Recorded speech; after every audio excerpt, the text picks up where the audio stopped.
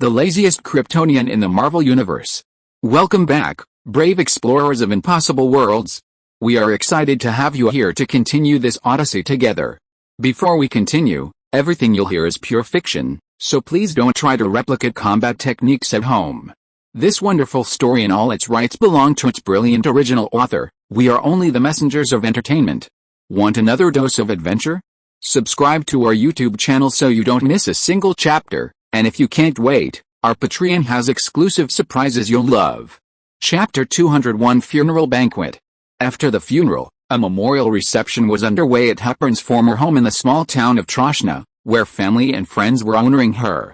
Henry, freshly finished, was in the attic, packing his belongings and preparing to send them back to his rental in Los Angeles. With his employer gone, his job was also gone. He should be able to collect his final month's salary from Hepburn's former lawyer. Matters related to finances, taxes, and Audrey Hepburn's estate and investments were handled by an old friend and longtime lawyer.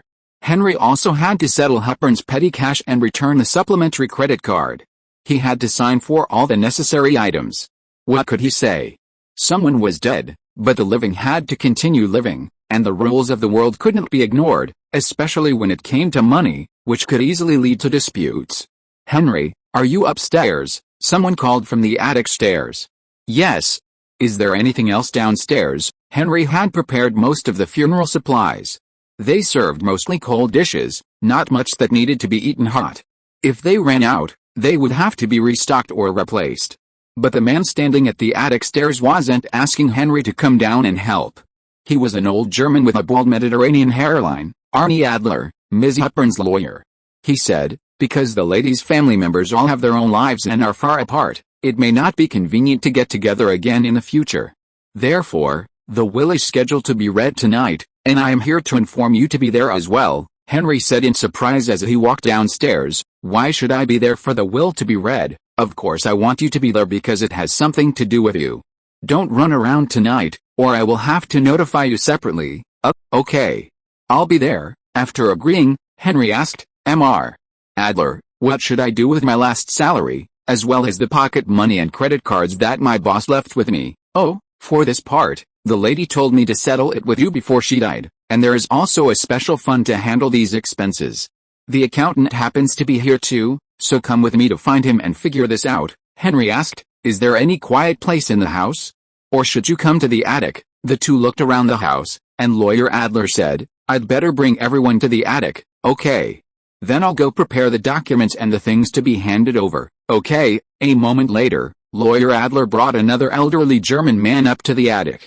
It had originally been used as a warehouse, but since Henry moved in, he'd cleaned and tidied it up, creating a small living room and bedroom. It was much larger than the room he'd originally been assigned downstairs. It was just someone leaving and packing up their belongings, so it looked a bit messy. Fortunately, it wasn't dingy, and the lighting was quite bright.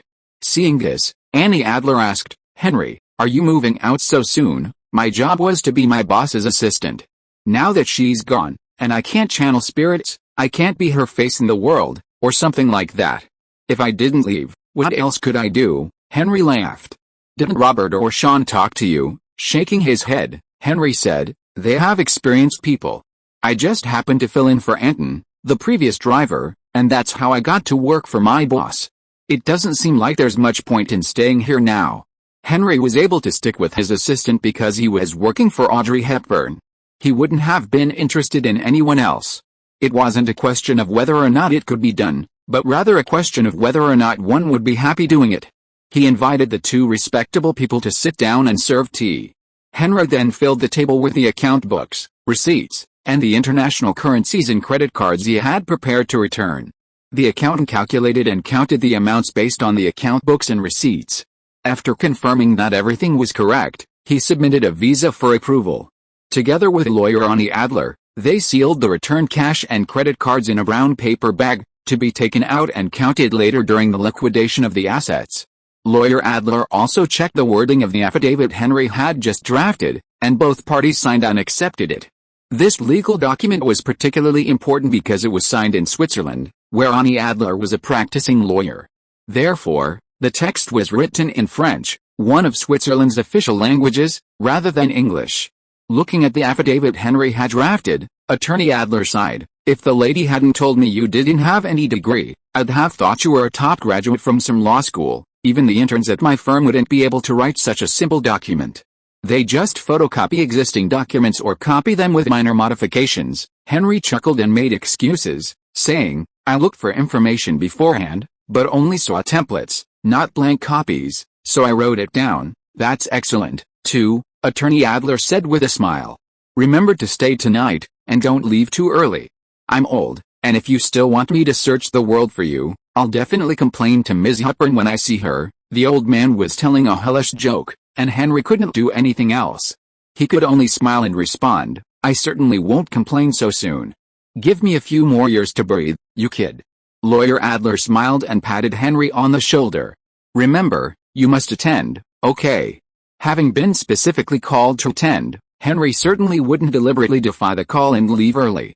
He also needed help with the funeral cleanup. After seeing off most of the guests, Henry arrived at the dining table where the will would be read. Her two children sat at the front, their father behind them. Although her ex-husband had no legal right to distribute the property, and the children were adults and didn't need a guardian, Audrey Hepburn's vast estate was a matter of concern to everyone. Unrelated individuals were not allowed to stay, or the restaurant would have been packed tonight. Robert Wards, her recognized life partner, was not legally married to her. This was a decision made to protect the inheritance rights of her two children. Robert didn't object to her decision, but as her de facto husband, it was impossible for him to leave her nothing. Even Sean and Luca couldn't dispute this. It wasn't surprising that their close friend, Hubert de Givenchy, was also present. Still, Henry's presence slightly surprised everyone present. Although no ill intentions were clearly shown, one could not help but wonder what the young assistant could gain from the lady's estate. Chapter 202 Reading the Will. Everyone, please listen to me for a moment. Henry, whose presence had subtly shifted the atmosphere since entering the restaurant, spoke first. I'm here tonight, specifically invited by Attorney Adler. I don't know where I'll appear in Ms. Hepburn's will, but I want to declare that I renounce all rights of inheritance or gift. The gifts left to me by Ms. Hepburn will be inherited and distributed by her legal heirs in accordance with the law. Compared to the others, Givenchy, who had previously run around with his assistant on Ms. Hepburn's behalf, was arguably the person Henry knew best. He asked in surprise, Henry, are you sure? Henry smiled and said, yes, sir. I imagine my presence at an event like this is no small matter. However, the inheritance comes with inheritance tax, and I don't necessarily have the savings to cover it, so I'd rather forego it. Besides, I've already received my fair share of compensation from Ms. Hepburn during my time as her assistant, and that's more than enough. The memories of that time are what's most precious to me. I wouldn't ask for more. Henry then turned to the lawyer. Lawyer Adler, after I've renounced my inheritance, won't I still be held responsible for the estate tax? Lawyer Arnie Adler shook his head and said, if you renounce your inheritance, then the estate tax won't apply to you. But according to the law, I still have to read the original will, not the modified version you've renounced. You understand that? Henry nodded.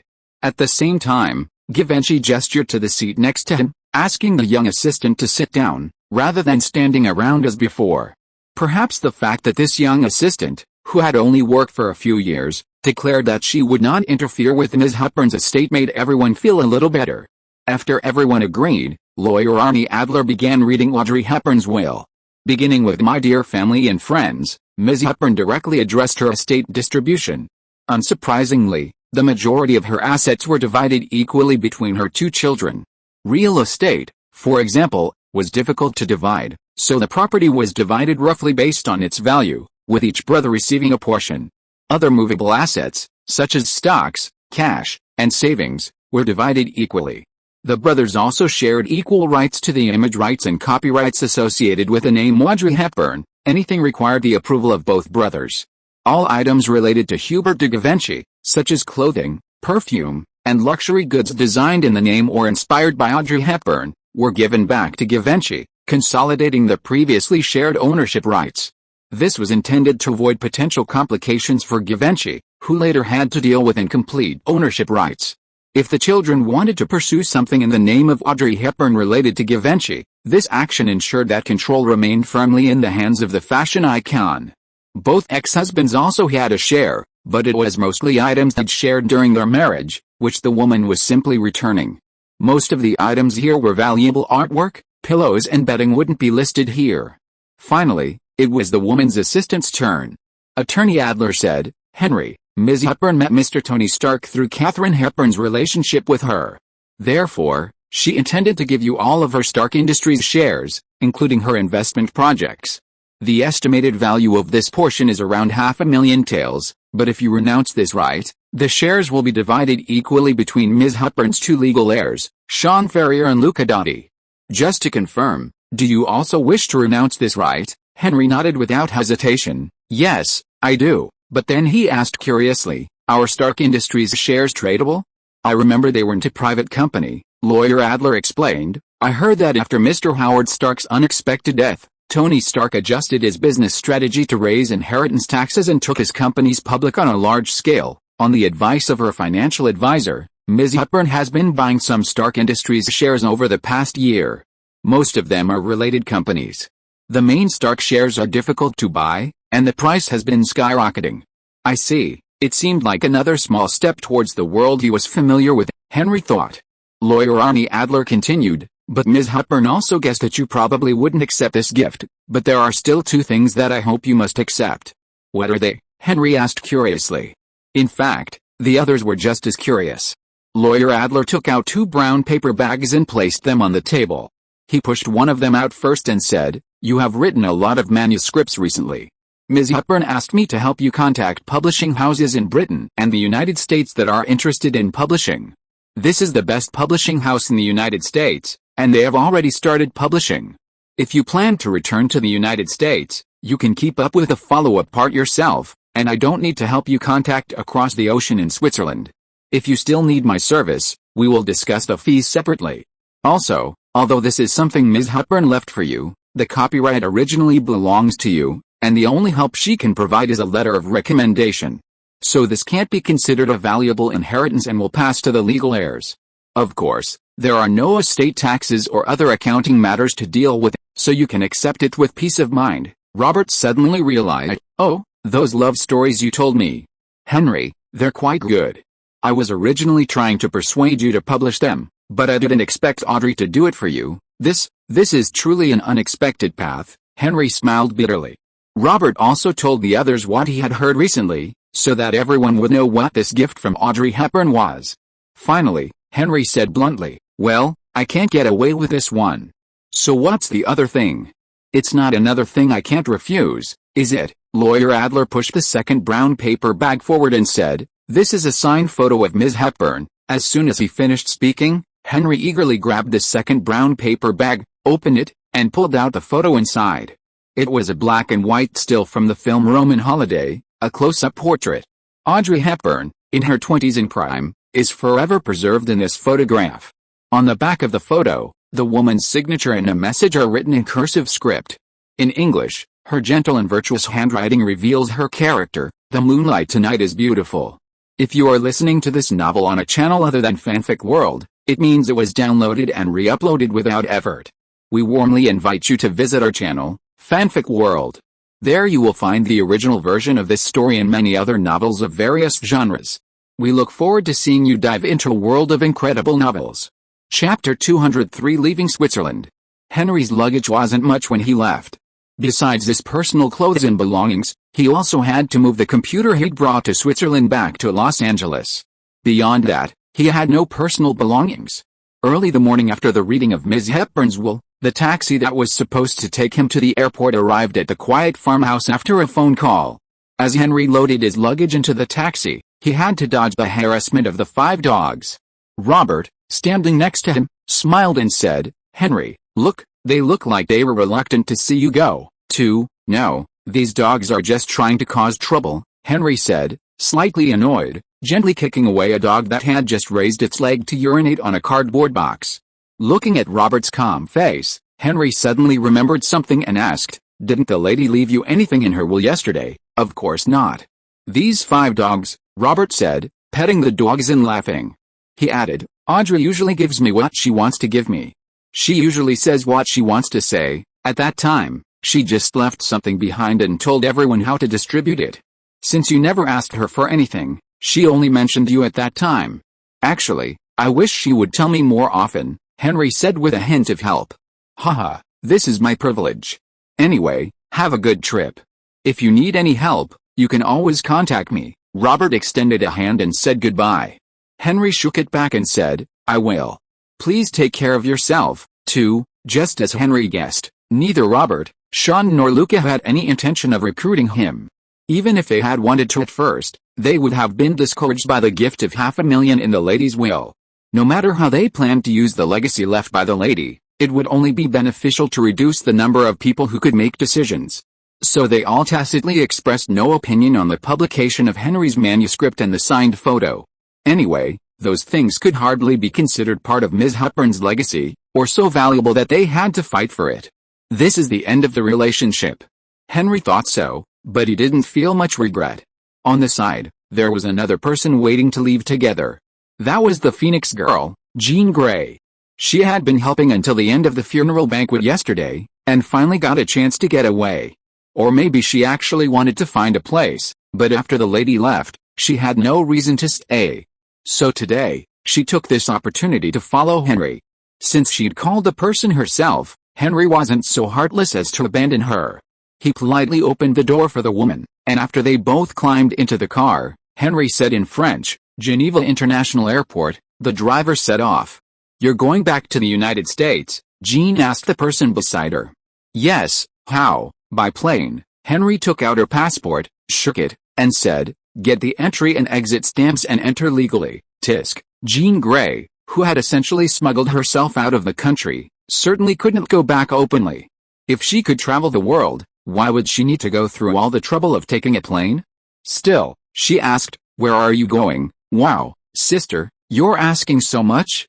Are you trying to follow me? Henry said. No, Jean Grey turned her head away, as if she didn't want to continue talking. But after a moment, she added, I've decided to go back to New York. Well, good. I'm going back to Los Angeles. She turned her head suddenly, and the dangerous look in her eyes made Henry almost fly out of the window.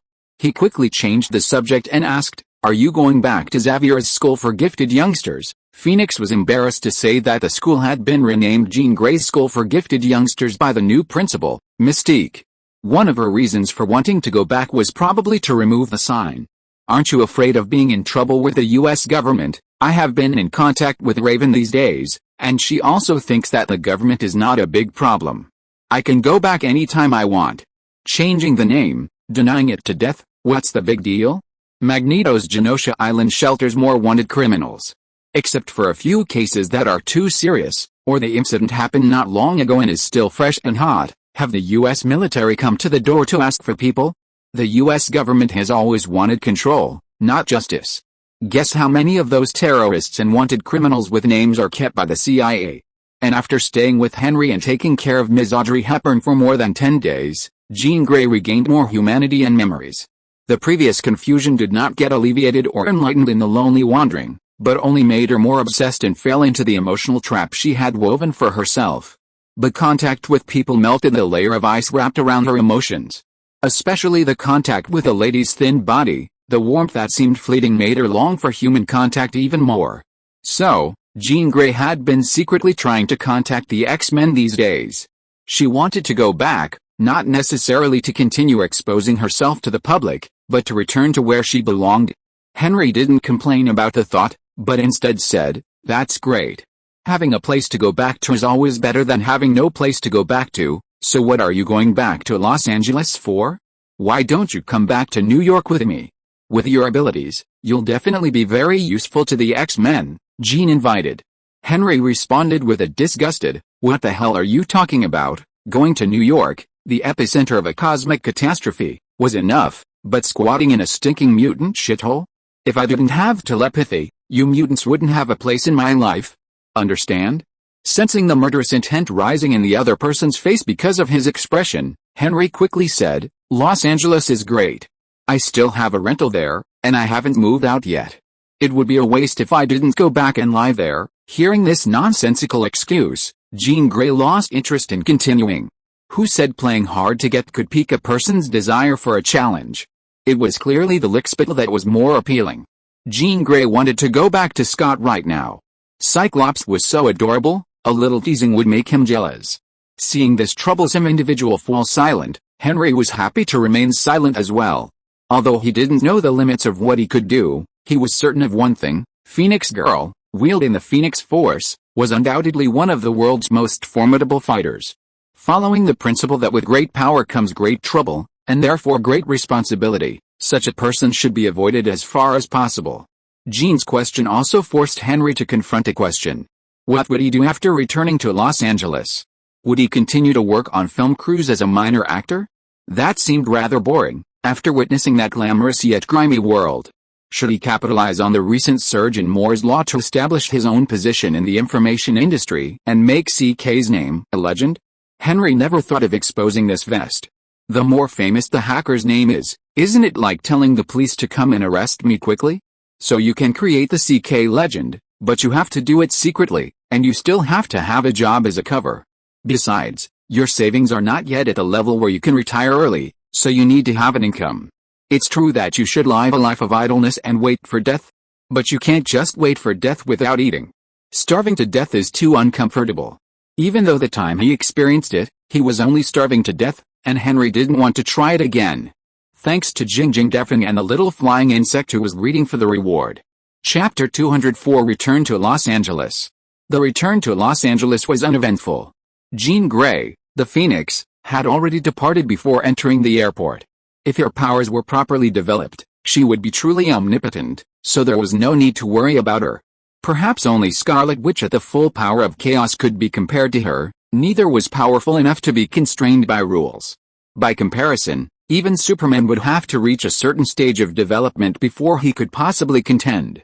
However, the mutants in this world were not only pampered by the US government but also well protected by Professor X and Magneto.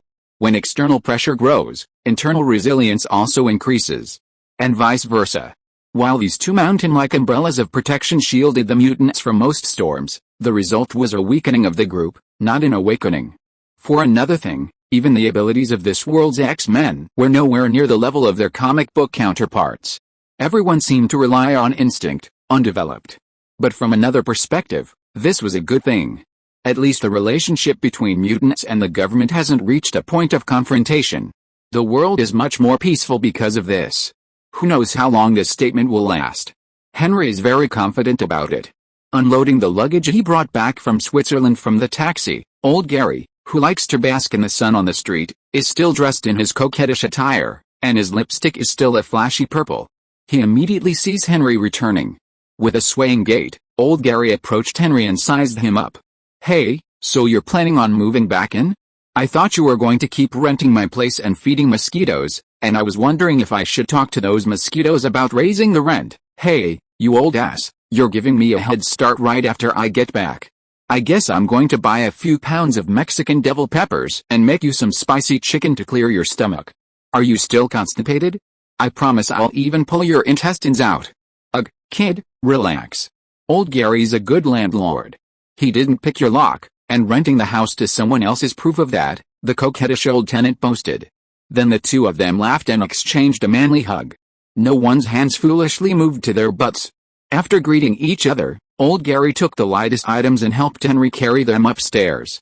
"By the way," he asked, "you're coming back to live here.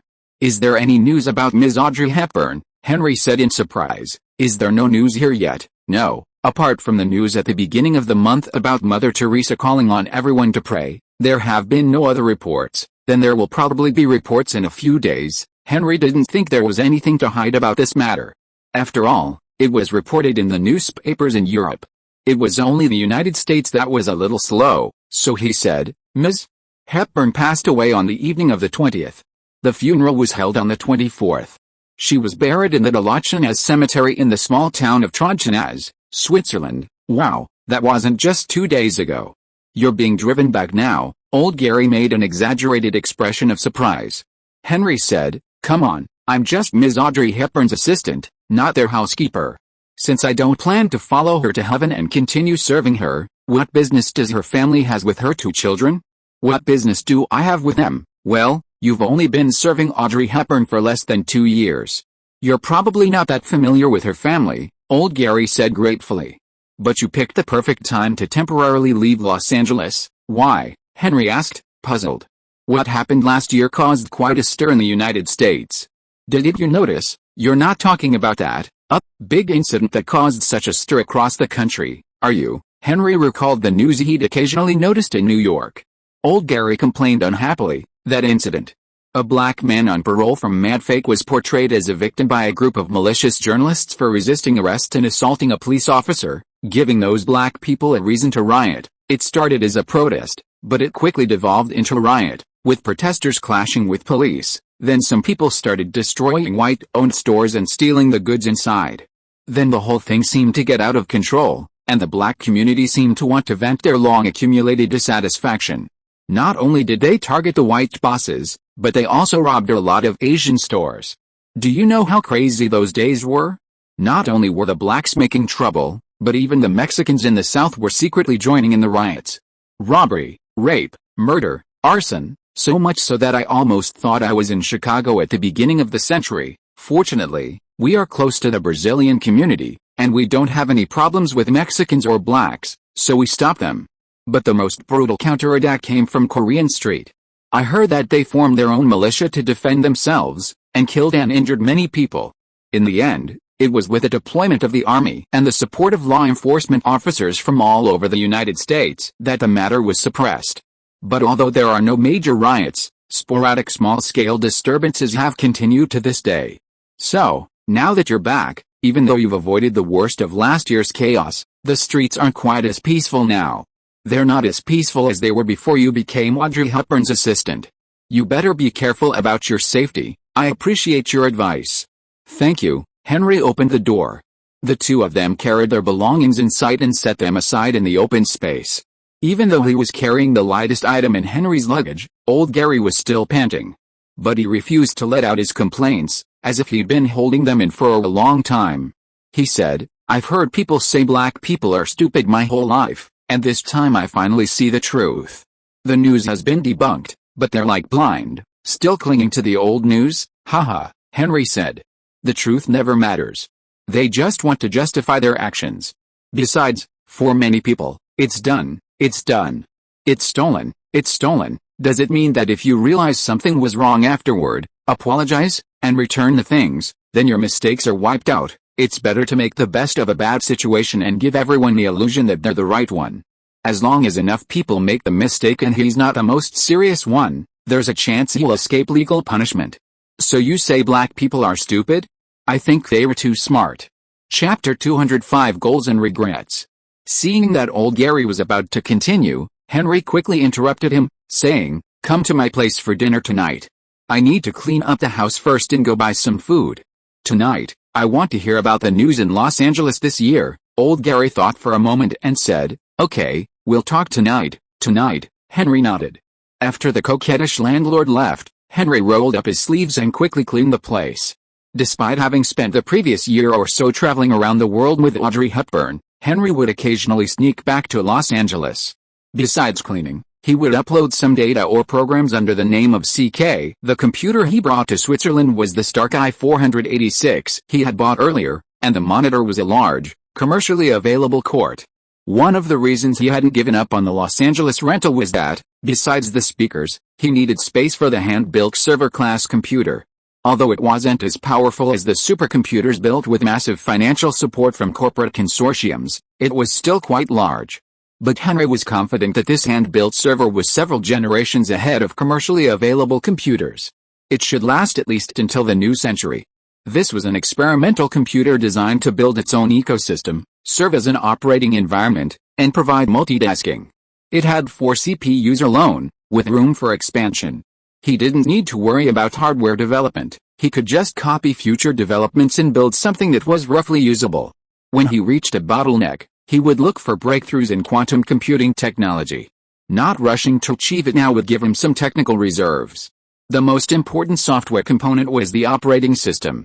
The windowing interface trend, launched by Apple's Lisa in 1982, saved Apple from being eliminated by the wealthier IBM. The previous year, in 1992, Microsoft released Windows 3.1, a DOS-based windowing software. 2 years later, In 1995, Windows 95 would revolutionize the personal computing ecosystem. Computer use would enter a new era. Henry had no desire to steal this fortune. Because no product of the time seems like someone can just invent a gadget and then sit back and collect the profits. Behind the scenes, countless forces and obstacles exist, and countless people are vying for a piece of the action. How to stand out from the crowd is the secret of those who succeed. As Edison famously said, genius is 1% inspiration, 99% perspiration. This perspiration isn't just blind, slavish effort, but encompasses building connections, navigating the market, and defending rights legally, a higher level, broader dimension of effort. Clearly, in Edison's eyes, these things were more important. Only elementary school teachers would tell stories about hard work like, after experimenting with 1,000 materials, I found tungsten filament to be the most suitable for the wick of a light bulb. As for the unrelated part, it's simply a way for those with ulterior motives to encourage ordinary people to cling to their cleverness and avoid competing with them in the business world. If there are too many challengers, and one occasionally sabotage is the outcome, a potentially profitable business will be ruined. So they love to use the gold will always shine cliché to appease their naive mindsets. The underlying message is, just wait until the next life. After all, shining in the next life is still shining, and they're not wrong.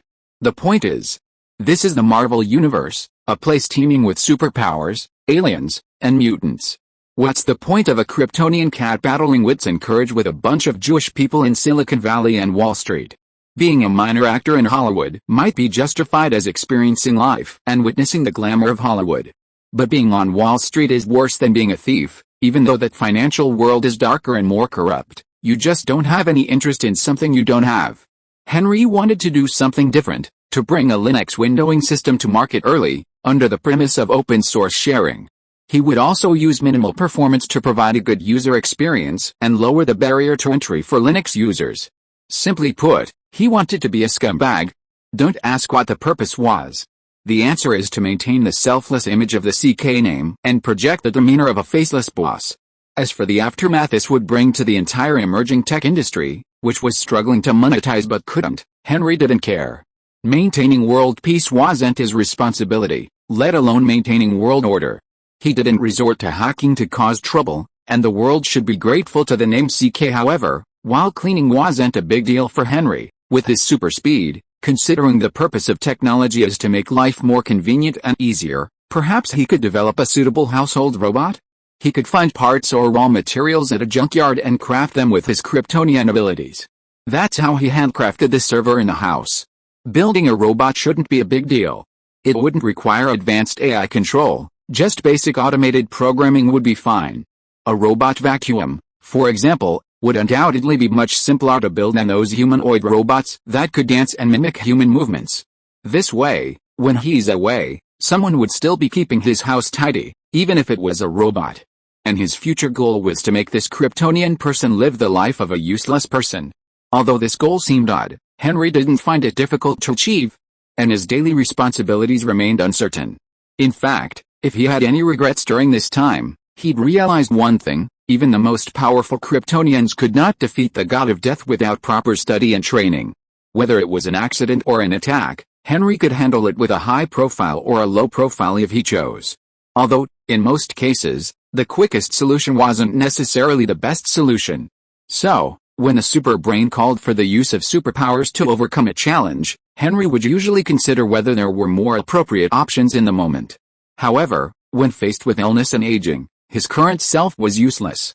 While he hadn't seen Audrey Hepburn age, every stage of her journey from health to illness and ultimately death played out before Henry's eyes. So, should he study medicine? He already had the medical knowledge, but he lacked clinical experience. To enter medical school, he'd need to complete his education from childhood to adulthood, or at least obtain a certificate of equivalency that would qualify him for medical school.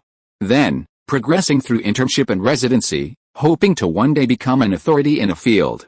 Would that be like returning to the old drudgery of life, just in a different environment? This would waste a tremendous amount of time. On the other hand, this wasn't what Henry wanted. Was there a shortcut? This question inevitably popped into Henry's mind. Chapter 206 Recent Situation in Los Angeles. On the dining table, there were a lot of fish, meat, tofu and vegetables. Not only did Henry feast on them, but even old Gary enjoyed this meal for the first time in a long time. Henry swept away most of the food. Who told him to eat grass every day when he was in Switzerland, considering the lady's light taste and physical condition? How could he not take revenge? Old Gary, who came into the house to eat together, brought a bottle of bourbon whiskey. After the two of them finished their meal, Henry first piled the dishes in the sink. He turned on the sound system that had not been used for a long time, turned the volume to the minimum, and used it as background music. He took a whiskey glass and poured it for the two of them. Old Gary drank the alcohol and let out a long breath, but his tone was relatively normal. He was no longer as coquettish as usual, and his speech was no longer in a grim tone. Old Gary said, "Damn it. It's been ages since I've had a good meal like this. It can't be that bad. Even if your cooking isn't great, there are delicious options out there, just a bit more expensive. Los Angeles may not be a foodie capital, but with its incredibly high-spending clientele, there's no shortage of talented chefs opening restaurants." Old Gary rolled his eyes and said, "It seems you've really been away for a while.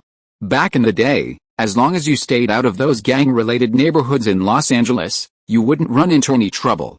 Things are different now." Henry frowned and asked, "Is it that bad?" Old Gary said angrily, "Animals that eat humans can't survive, but humans can't handle it that way.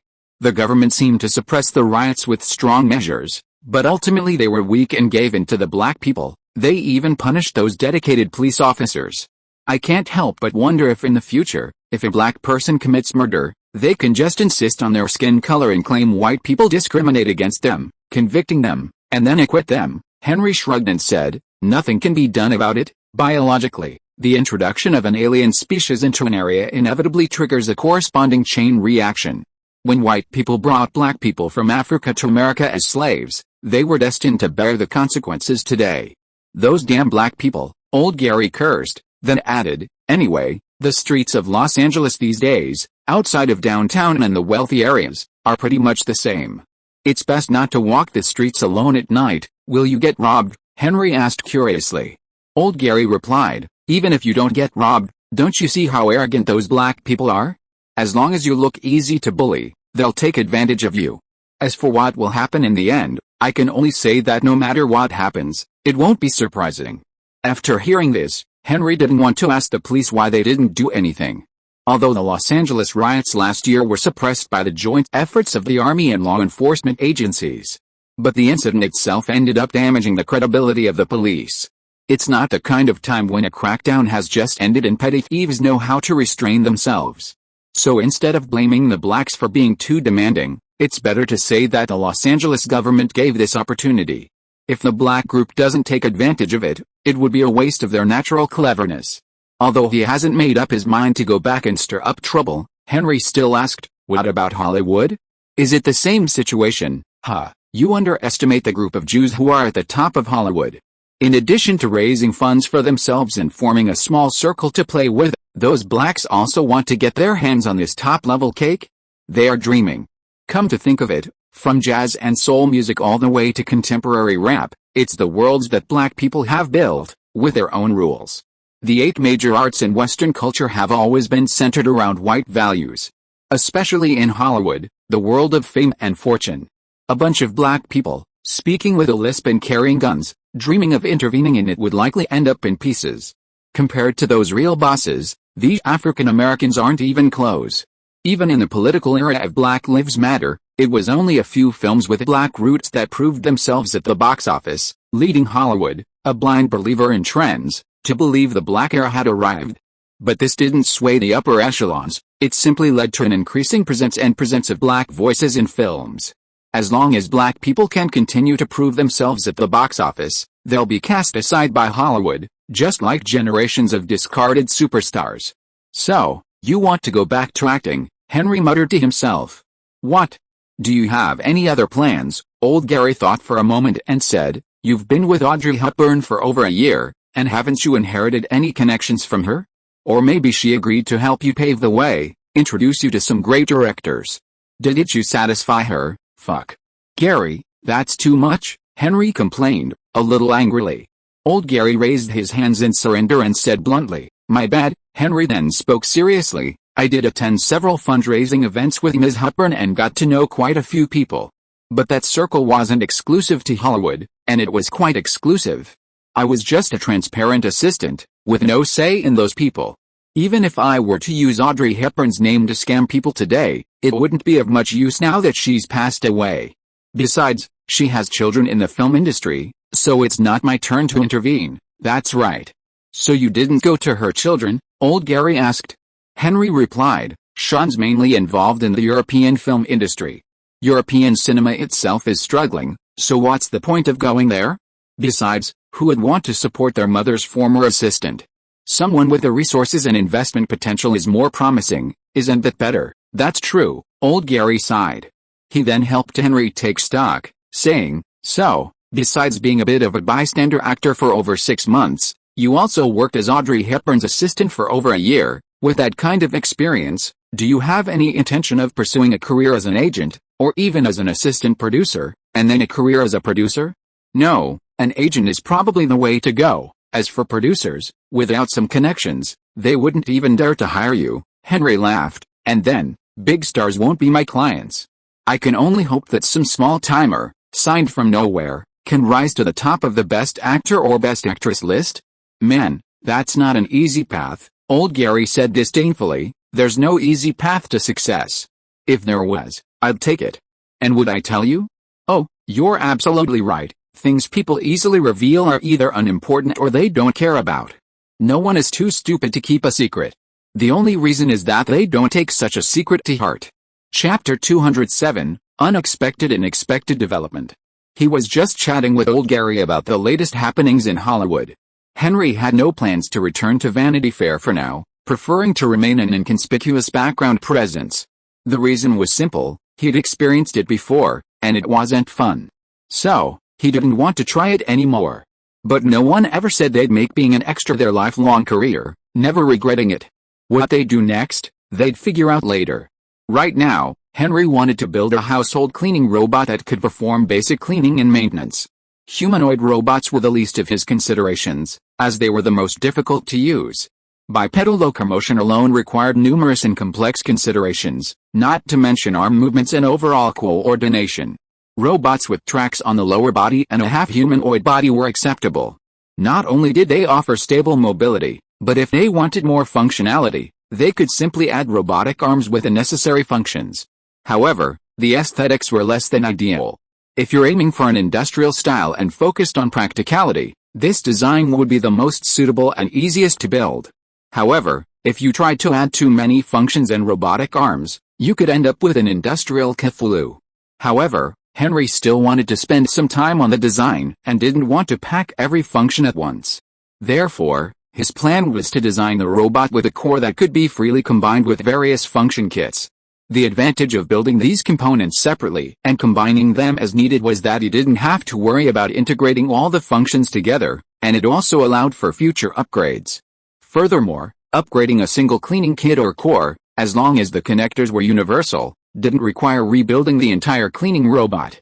The downside was, well, if he didn't bring a replacement function kit with him, his usefulness would be reduced. This downside presumed he'd be carrying the core robot around with him.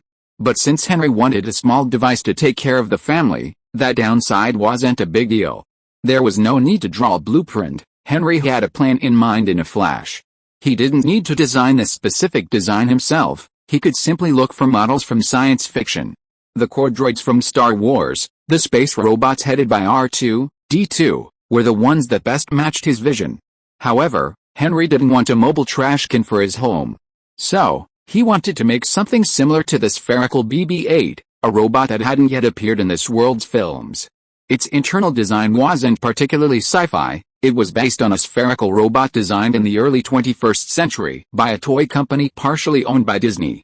Henry's goal was to build upon this and add the functions he needed, transforming this little thing from a mere toy into a multifunctional robotic core with practical value.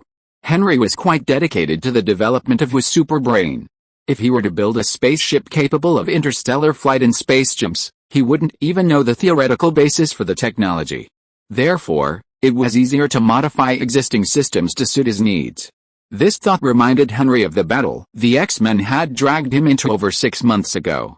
He should have brought back an alien spaceship. Perhaps during this time, He could go back and look for the escape pod he had landed on Earth. However, he needed to think more about where these things could be hidden. And then there was the question he hadn't dared to answer: did the Arctic have its own fortress of solitude? Was I a Kryptonian with a superheroic template, backed by a Kryptonian family? Or was I just an ordinary cosmic abandoned child? Because I still had memories from before my time travel, my perspective on this life wasn't so much a quest to trace my origins, struggling to navigate the distinction between alien and human. It was more a matter of curiosity, a kind of spectator's perspective. Simply put, I was observing this bizarre life from a third-person perspective. My start had already been a complete disaster. If I didn't even have a newbie chest, I'd be a wretch, a Kryptonian abandoned child with 3 misfortunes and no one wanted them. So, should I find time to visit the North Pole? Or maybe the South Pole? There's no rule that the Fortress of Solitude can only be in the North Pole. Or perhaps, under the sea? After all, I didn't land in Kansas, but in Siberia. It's possible that the Fortress of Solitude went in the wrong direction. But there was no rush for those things. If they existed, they wouldn't have vanished just because I delayed for a few days. If they didn't, even if I set out to look for them right now, I'd still come up empty-handed. Henry returned his focus to the task at hand, building his own household robot. First, he had to head to the junkyard. As the world's leading automobile nation, the United States boasts a vibrant used car market and junkyards. However, Henry wasn't looking for parts, but raw materials. The vehicles that ended up in the junkyard had likely already had their useful parts removed and sold. The remaining pieces might be repairable, but they wouldn't necessarily be suitable for Henry. They would need to be reshaped using heat radiation and handcrafted, so Henry didn't care if the dismantled items were damaged or not. He only wanted to take the appropriate alloys with him. Reworking the alloys in a rented apartment was too cumbersome. Furthermore, he had no prior knowledge of material science, so even if he got the steel ingots, he wouldn't know what to add to meet his needs. Henry could estimate the strength of the materials based on the specific parts of the car. Therefore, Henry didn't choose parts that looked immediately repairable, but rather those scraps that no one wanted, buying them by the pound, real scrap metal prices. But today, Henry had barely walked a few steps, before even reaching his parking lot, when he was stopped. It was a black 2-door GMC Yukon, a newly released SUV last year, and it was quite stylish and practical. This new car was parked on the curb, and 2 men in black suits got out and flashed their credentials right in front of Henry. FBI, Mr. Henry Brown, right? Please cooperate with our investigation. At that moment, a line of poetry inexplicably surfaced in Henry's mind. A half-life of seclusion ends now, a step into the world of martial arts begins, a journey that has no end. This day would eventually come. Unless he was hiding in that corner of Alaska, never thinking of leaving. Henry asked, "Can I ask, what's going on? Or do you have an arrest warrant?" One of the men in black suits showed a sharp look and asked, "Arrest warrant? Have you done something that requires us to arrest you?" The other said, "Don't worry, kid. Just come with us, there will be no problem." "What if I refuse? Then you'll be in trouble." The 2 men in black suits put away their FBI IDs and said without question. Chapter 208 Another job offer. Henry wasn't handcuffed, and no one explained what was happening. He was simply half-forced into an FBI vehicle and driven to a certain destination. The other party didn't have a gun, and their words were polite, but their actions were decisive and unyielding. The combination of soft tactics and hard tactics left Henry, somewhat confused, unsure of their intentions, forcing him to cooperate. This happened while attending a fundraising event in New York with Audrey Hepburn. He encountered genuine FBI agents at the venue and saw their real IDs, otherwise, Henry would have suspected they were imposters. Unfortunately, the IDs were genuine, indicating it wasn't some enemy impersonating an FBI agent. Could Henry be facing any real enemy? The self-proclaimed Kryptonian was in self-doubt.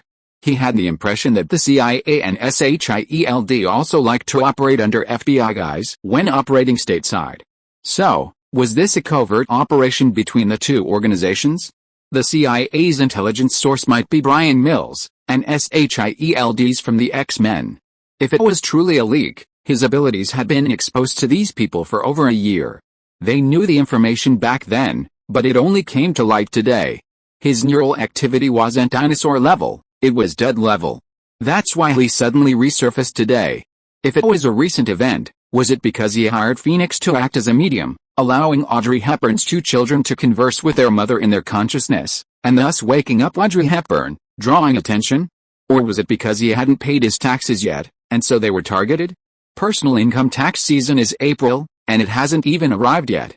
And if there really was a tax problem, it would be the IRS, not the FBI, that would come. So, Henry was completely baffled by today's request. The people in the car remained silent. After 3 attempts with no response, Henry gave up. He didn't have Professor X's ability to read minds, so he simply pondered what to do with his BB series robots. Some things require the other party to reveal their intentions before you can respond. If you were to speculate at this stage, with insufficient intelligence, he would misunderstand and make the wrong decision, which would only make matters worse. So Henry could only wait and see what the 2 FBI agents were up to. Eventually, they'd reveal their true colors. They couldn't hide it forever. Instead of heading to the FBI's Los Angeles office in downtown, as he'd expected, the car headed north to Los Angeles County, entering Modesto, Santa Barbara County. One of the wealthiest areas in the United States, it was filled with mansion-style mansions. When Henry was house hunting in Los Angeles, he'd done some research on the various neighborhoods. If the mansions in Beverly Hills were a frequent haunt of Hollywood stars, then Modesto was home to the true West Coast affluent. Rich and powerful wouldn't even begin to describe the residents here, that's an understatement. Without generations of accumulated wealth and considerable power, it's not easy to gain a foothold in this area. So, what were the 2 FBI agents bringing him here for? Just passing through? However, this dream of avoiding any ties to the powerful was ultimately shattered the moment the car entered the grounds of a mansion. 2 FBI agents dropped Henry off at the gate and then sped away, leaving the Kryptonian alone in the empty courtyard. Speechless and questioning the heavens. A moment later, the mansion's main entrance swung open. Another burly man in a black suit appeared, his demeanor reminiscent of a military background, his gaze radiating murderous intent. "Henry Brown? Come in," he said in a simple, commanding tone, his commanding arrogance evident. After a moment's deliberation, Henry followed in. One must understand the underlying motive before deciding whether to raid the stall or pay. If one wanted to avoid entering this place and simply turn around and leave, one had to consider the source of their arrival. For ordinary people, the first FBI appearance would be a welcome gesture, but a second one wouldn't be so friendly. This threat was practically a blatant, explicit threat. Inside the doorway was a high-ceilinged hall with a grand, palace-style staircase. The aura of European nobility greeted the guests, seemingly threatening to make them feel inferior and awe-inspiring. Henry, upon entering, wasn't escorted elsewhere, he simply stood in the hall, waiting. He asked the burly man in the black suit who had led the way, "Hey, who's the host here?" The suited man initially intended to remain silent, but, concerned about the potential for misunderstanding and unnecessary conflict, he spoke up. "The host is California State Assemblyman, Mr. Mike Liddell Horton, member. As a federal nation, state governments and legislatures are far more complex than the local governments and councils you might think of. As long as they didn't involve federal affairs, these individuals could be described as local tyrants. What on earth was the FBI trying to do with such a person?" Henry, who paid little attention to American politics, especially since he'd only been back for 2 days, was completely clueless. Finally, a large, black man descended the stairs directly across the hall. His bald head was exceptionally shiny, and beneath a pair of square-framed glasses, he exuded a scholarly air. Logically, such an appearance should have drawn many in, at least not the perception of him as a bad person. Yet, Henry instinctively wanted to distance himself. It wasn't an allergy to power, but rather a lingering reek of trouble. It came from the gunpowder, not the firearms his attendants carried, but rather the air of someone who had just been shot. "Henry Brown?" The portly congressman paused mid-stairs, looking down at the white man before him. Perhaps because his voice resonated so well, it truly resonated like a bell. "Yes, Congressman," Henry replied politely. "Become my attendant. I'll give you an annual salary of $80,000, please allow me to decline, Congressman." "Where's the exit?" "Oh, through the main door." "I know. No need to see me off." Henry's smooth, flowing moves immediately stunned the others.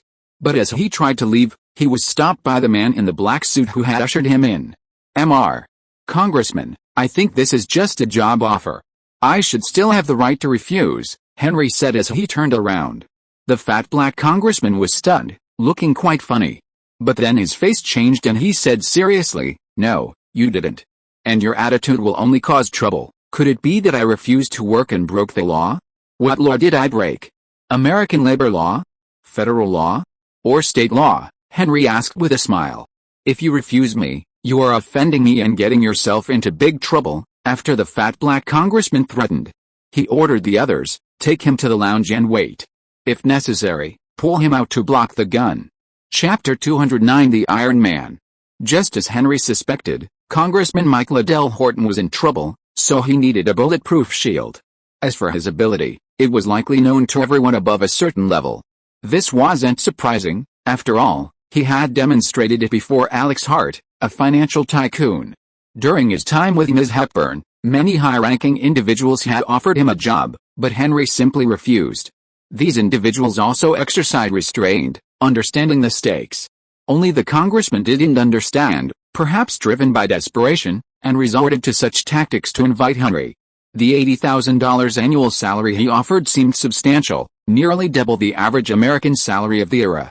But when Henry previously worked as Audrey Hepburn's assistant, he'd already made $100,000 after taxes. The celebrity was much more generous. But no matter what the congressman offered, Henry refused the job. It had nothing to do with his salary, it had everything to do with his mood. Although he could have stubbornly stormed out, Henry decided to stay and watch the show. For one thing, forcing his way out would have had side effects and might even have exposed his other abilities. But staying would also give the other spectators a lesson in the true meaning of "I don't care what the world does, I'm not happy." Henry didn't yet know what kind of trouble the fat congressman was involved in. Although confined to the congressman's attaché room, he could still use his superpowers to see and hear what was going on inside. But he only noticed that everyone was on edge, as if someone might break in at any moment. Of course, Henry wasn't alone in the attaché room. He was constantly under surveillance, forcing him to leave. Fortunately, the lounge had food, drinks, a bathroom, and a bed for naps. Henry acted like nothing had happened, eating and drinking as needed, defecating and urinating as he pleased, and sleeping when he felt tired, without causing any trouble for anyone else. Finally, a phone call gave Henry a clue. The incident was related to the Los Angeles riots last year. This overweight black councilman had been secretly supporting certain black groups causing unrest. Even after the riots erupted, he went on television to fan the flames nationwide, hoping to capitalize on this momentum. Even after the riots were suppressed, he persisted in supporting certain black groups, keeping the aftermath lingering and unable to truly subside. This attitude had already irritated some. The call wasn't meant as a warning, but as an ultimatum. Standing on the brink of power, did the overweight councilman have the option of retreating? He knew full well that his actions had already cut off all his escape routes. If he dared to retreat, the very people he had supported would push him over the edge. So he could only continue, gambling that he could survive this hurdle and successfully ascend to the next level. If he couldn't, at least he would be a martyr like Dr. Martin Luther King, Jr., better than being a traitor and despised. Henry didn't believe the person on the other end of the phone was some kind of messenger of justice. Essentially, the two groups were just taking different sides on the same issue. The fat counselor's interests were undermining theirs, so they stood up to denounce the other side. Simply put, it's a dog-eat-dog situation, leaving a bitter taste in the mouth. This had nothing to do with my Kryptonian roots. Henry ate his fill and slept soundly. He could stay because life here was so much better than his imprisonment in Siberia. But this rare peace didn't last long. Late at night on Henry's second day of house arrest, gunshots rang out like a stone dropped into water, sending shockwaves through the crowd. Those resting in the lounge jumped up, grabbed their bedside jackets, and rushed out. Everyone was armed, not even changing into their pajamas, looking ready for battle at any moment, which was why they were so quick. But Henry, quite unsociable, lay in bed, oblivious to the raging gunfight outside. "Kid, get up. It's your turn," someone said, shaking Henry in a panic. Henry gave a single middle finger back, holding it straight and strong, not slouchy. He then pulled the covers over his head and continued to ignore the outside world. Suddenly, someone put a gun to his head and said, "If you don't get up, you'll sleep here forever." Henry pulled the covers back, looked at the threat bleary-eyed, and replied, "Fuck, you idiot." Then he continued to sleep soundly. The man who had threatened Henry was also a ruthless person. He fired without thinking. Then the bullet ricocheted. Only then did everyone remember why the congressman had captured this man to serve as a member of the entourage. It was because he was bulletproof and indestructible. The shooter, who had just been hit by a ricochet, cursed, "Damn mutant," Henry didn't bother to correct him and continued to try to sleep. This look naturally angered the others. The shooter grabbed Henry by the hair, lifted him up, and punched him hard. The blows were so intense that they made people scream. It wasn't Henry, in his dazed state, who cried out in pain. With half-open, confused eyes, he asked, "Was there a mosquito bite just now?" The man who had hit him, however, had a bloody fist, with an obvious open fracture. He was struggling to even fire his gun, and he swore profusely. Seeing this tragic situation, the group had no better way to threaten Henry. The leader instructed two junior men nearby, saying, "Never mind. Carry him to the counselor to help block the bullets." The men, of course, scowled, but they had to obey. Henry, of course, was completely uncooperative, completely limp, letting the others toss him around. Two men, one on each side, grabbed Henry's shoulders and put their hands behind his neck, struggling to lift the 200-pound man to his feet. If Henry had been more self-aware and followed, the effort would have been much less. But Henry simply let himself be dragged, refusing to budge. This was far more troublesome than simply dragging someone to death. The unfortunate fellow, whose fist had been broken while punching someone, followed the others with a simple bandage around his wound, a gun in one hand, and a venomous look in his eyes. He'd intended to kill the uncooperative man outright, but he lacked a suitable weapon. He was already mulling over how to acquire a larger caliber firearm to punch a hole through the damned bastard. That was simplistic American thinking. If it can't penetrate armor, it simply means the caliber isn't large enough. If caliber doesn't solve the problem, then consider the equivalent. If you are listening to this novel on a channel other than Fanfic World, it means it was downloaded and re-uploaded without effort. We warmly invite you to visit our channel, Fanfic World. There you will find the original version of this story and many other novels of various genres. We look forward to seeing you dive into a world of incredible novels. Chapter 210. I'm not happy. Compared to the fat, dark congressman in his silk pajamas, Henry, who was carried here like a dead dog, was still wearing the same clothes from yesterday. He didn't bring any change of clothes to join this new job that he was reluctant to do. The two men in black suits who carried Henry all the way here threw him to the ground after they arrived in front of the congressman. Henry cried out ouch, in pain. The fat congressman did not change his arrogant attitude. He looked down at Henry, who was lying on his buttocks and face on the ground, and said, "Mutant, it's time to play your role. Protect me and get out safely." Henry turned over and sat on the ground. He slowly took out a cigarette that he had found from somewhere and lit it respectfully and slowly, as if performing some kind of ritual. After taking a long puff of his cigarette, he said, "Mr. Congressman, please forgive me for declining this offer. I never wanted to help you from the start. Why embarrass a nobody like me, you?" The fat congressman swallowed, his face darkening as he lashed out. "Do you know what happens if you offend me, mutant?" "What will happen?" Henry asked, eyes wide open, like a curious baby. "I can't survive, and neither can you," the fat congressman angrily declared to his attendants. "Kill him. I'll take care of the rest." It was hard to tell where this fat, black congressman had hired these ruthless men. At his command, almost everyone drew their guns and started shooting. Some stood there watching, stunned, likely part of the group that had carried Henry out earlier. But they had no time to stop their companions, and they watched as the man sitting on the ground was mowed down by a hail of bullets. Henry continued to scream, his voice as if it were a serious matter. The shooter didn't think twice, he just kept firing until he'd emptied a magazine. Henry, tumbling to the ground from the hail of bullets, took the floor beside him, pitted and dented.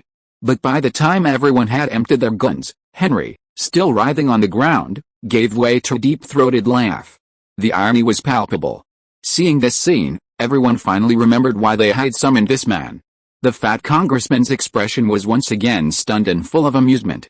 He completely ignored the fact that he had previously ordered his men to fire and quickly changed his tone, saying, "I'll give you 1,000,000 taels to get me out." Henry smiled and said, "Oh, Senator, I probably can't do that.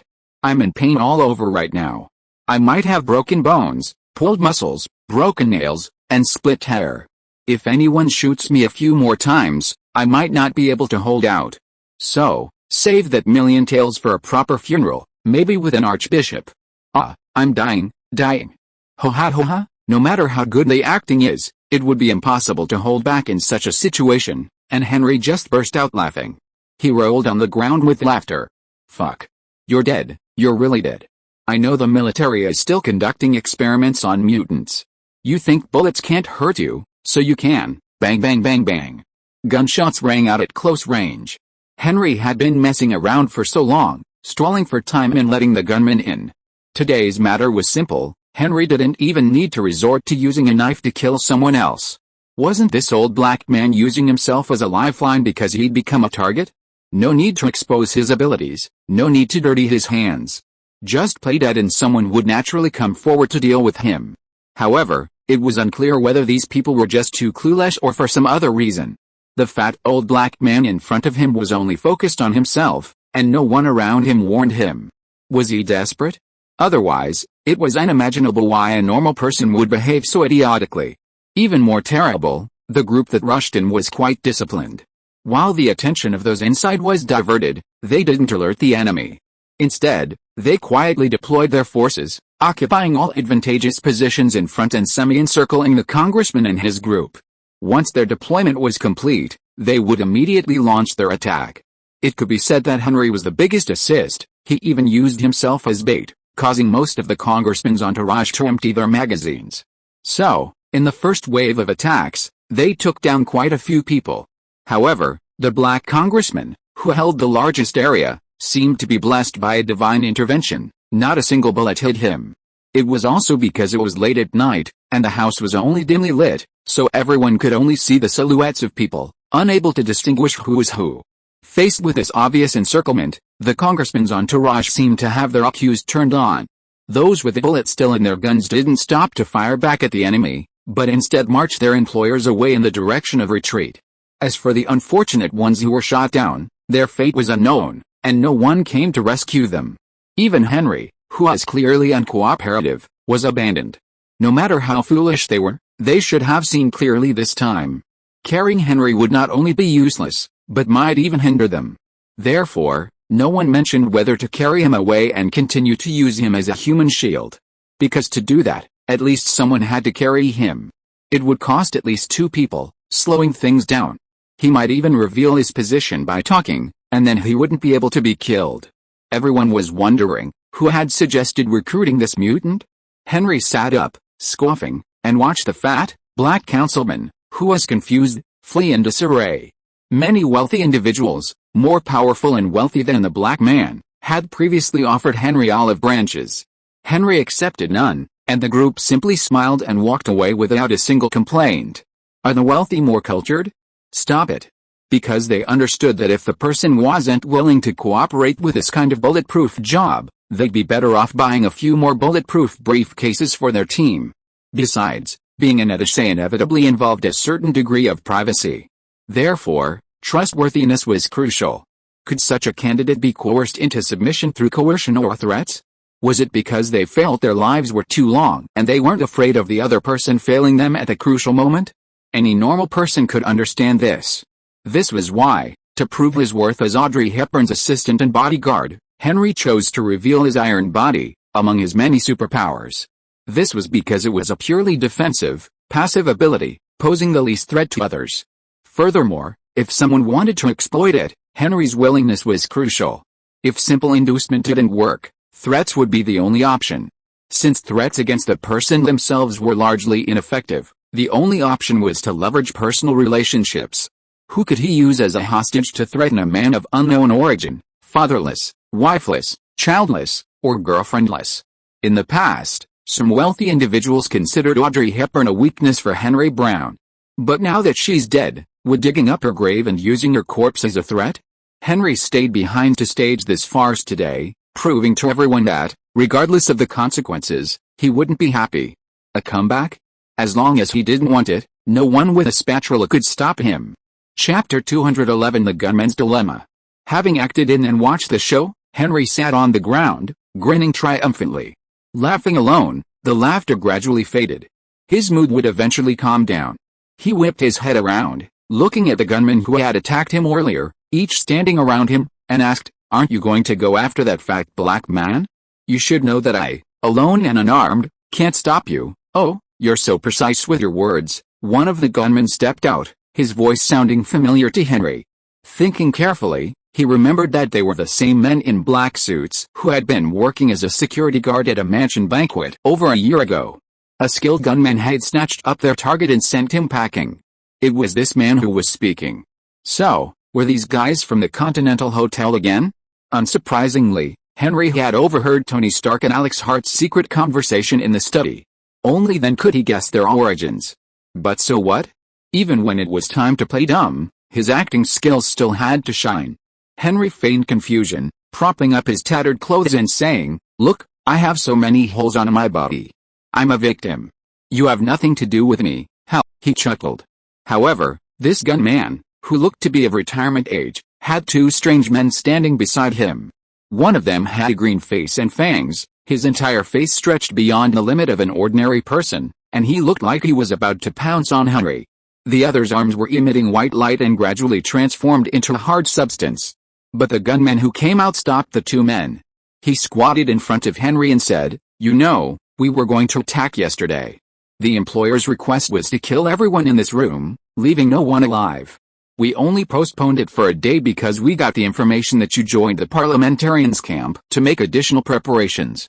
Now it seems that the situation is different from what everyone thought." So, Henry looked at the two men who had no intention of stopping and asked, "Are they the preparations you mentioned? It looks like one is a vampire and the other is a mutant. Does the Continental Hotel recruit such people?" In fact, no one stipulates that the Continental Hotel must be a purely human organization.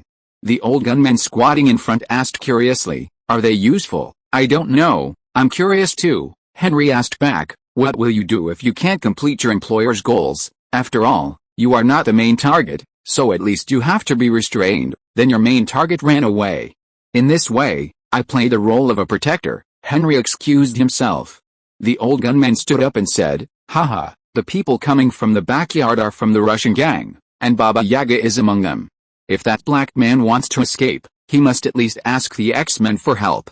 But if a shootout of this magnitude happened in New York, it would be more effective if the congressman had a way to contact the X-Men than calling 911. But this is Los Angeles on the West Coast. By the time the X-Men arrive, he'll be long dead." "Oh, so should I be happy for you, or feel sorry for the congressman? If you're worried about someone recording your testimony or using it in court, you should pretend to shed a few tears for that black congressman. That way, you'll show that you're no longer with us." Hearing this, Henry knew his previous behavior had been noticed. He pretended not to be embarrassed at all and asked, "Can I go home now? I'll catch a cold in this weather wearing these clothes." Henry poked his fingers through the holes in his clothes and put on an innocent look. The old gunman threw his hands up helplessly. "Didn't I tell you? The employer wants everyone here dead. Your situation is very special.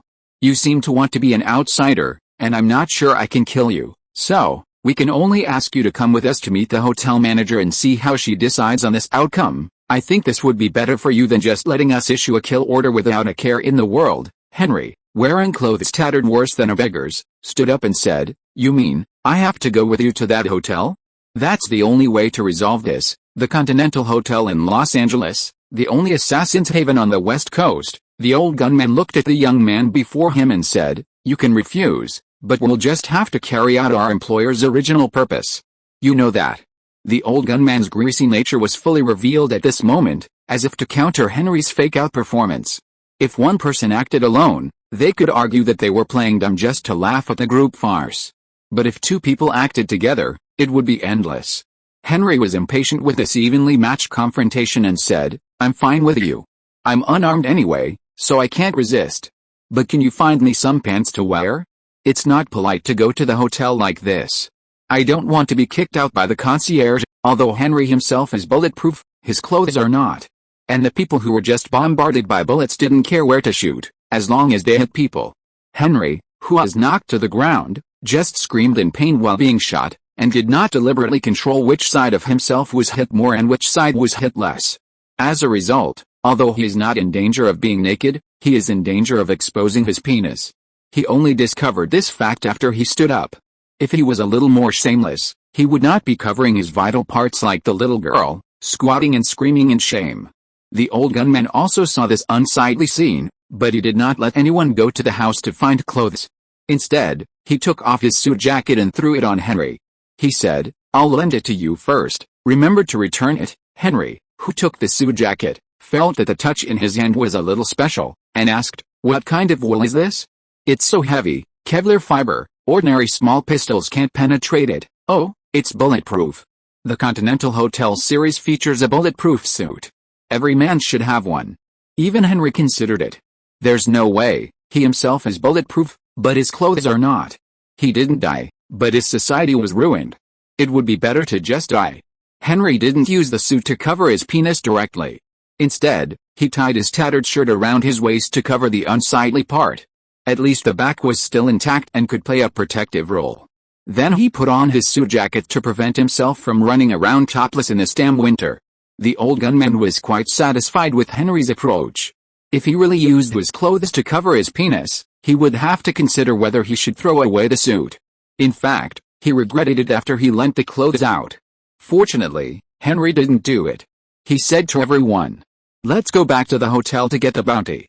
Let the aftermath team handle this." Someone said to him, "The target hasn't been taken yet." As soon as he finished speaking, he heard the gunfight in the distance quiet down, and then bang bang bang. 3 consecutive gunshots rang out.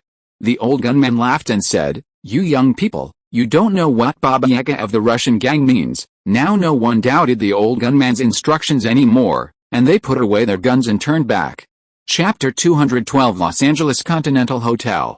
The Continental Hotel Los Angeles is located in downtown, between Dodger Stadium and Los Angeles Chinatown, in an area that was developed quite early. Compared to the Continental Hotel in New York, with its distinctive flatiron triangle design, the Continental's exterior is much more modest. Built around the same time, in the late 19th and early 20th centuries, the Continental's exterior embodies a uniquely American industrial style. Its innovative steel frame and rivet-jointed structure eliminate the need for heavy load-bearing walls for structural support. This allows for larger windows and greater natural light. The exterior walls feature bold arches, incorporating French Gothic influences. This makes this architecturally designed building stand out against the surrounding buildings. A group of gunmen, who had just stormed a state legislator's residence, walked into the building as if nothing had happened. Some of them were even covered in blood, but the door greeters refused to stop them. While the old gunman's men suffered relatively few injuries, the Russian gang, who collided head-on with the fat senator's retreating group, suffered far more casualties. However, they didn't enter through the main entrance, but rather through another door in the alley. Shot-stricken individuals were constantly being carried in by their companions, some even being carried or strapped to their backs, covered in white sheets. They led to a separate lobby, separate from the hotel's main reception area. Henry, following the old gunman's men, entered through the main entrance, walked down the hallway, and arrived at the same lobby. He saw a large number of hotel staff frantically providing first aid to the wounded Russians. Minor injuries were easily treated, but serious injuries, while the Continental Hotel had highly skilled surgeons on staff, were overwhelmed by the influx. None of this concerned Henry. He simply peered around curiously, taking in the interior of the hotel building, a place he had passed many times but never entered. Unlike the brightly lit lobbies of typical hotels or star-rated restaurants, the Continental Hotel's lobby, resembling a date bar, creates a dark and intimate atmosphere. However, this environment is not particularly hospitable for first responders or those being treated. Especially with so many injured, many were lying on the lobby tables rather than entering the designated medical rooms. Consequently, first responders resorted to various methods, such as lighting flashlights or using floor lamps nearby to increase lighting. "Charlie, what's going on? You're not secretly helping Congressman Mike Liddell Horton shoot down Russian gangs, are you?" The voice of a cosmopolitan beauty in a violet skirt and a white fox fur coat draped over her shoulders spoke. Her long red hair cascaded down the white fur in waves, and her blood-red lips were striking even in the dim light. But her piercing, powerful gaze was enough to shatter any semblance of beauty, wiping away any remaining admiration and leaving only a deep sense of awe. The veteran gunner, whose name was called, also noticed the Russian's unfriendly glances. With a wry smile, he said, "Ms. Fisher, how could I possibly do such a thing? The reward for today's mission was determined long ago. Even if I were to kill a few Russians, my reward wouldn't increase. Wasting bullets like this isn't in my nature.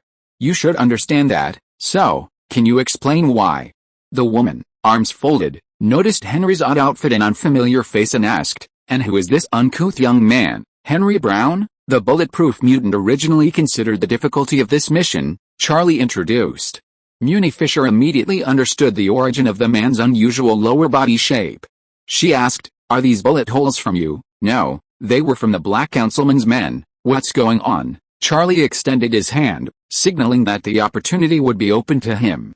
Seeing the woman's gaze shift in his direction, Henry spoke fearlessly, "Someone offered me a job I didn't want, and I refused to cooperate, so he got angry." That's it. In a few words, he laid out the entire story. Muni Fisher, who hadn't expected this, asked, "So, the bullet holes in you were inflicted by the congressman's men?" "Yes, they fought fiercely, and they ran out of ammunition." Charlie then added, "Once we discovered this situation, we immediately launched an attack.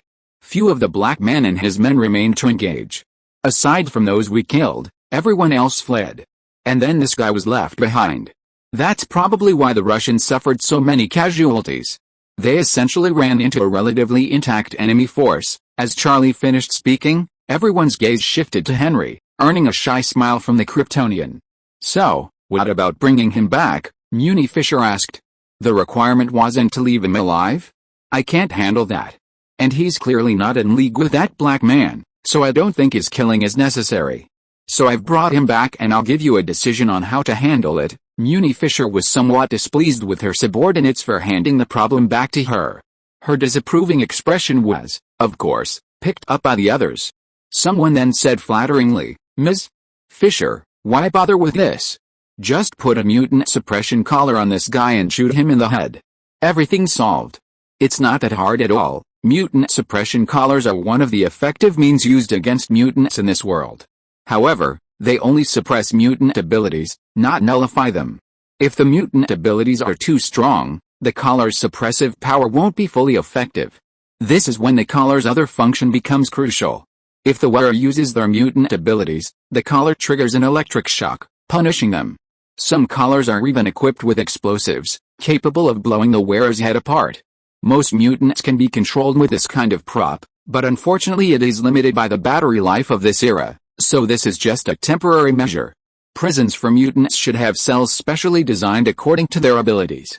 For example, to imprison Magneto, you have to prepare a fully plastic-independent cell. However, Muni Fisher did not accept this suggestion.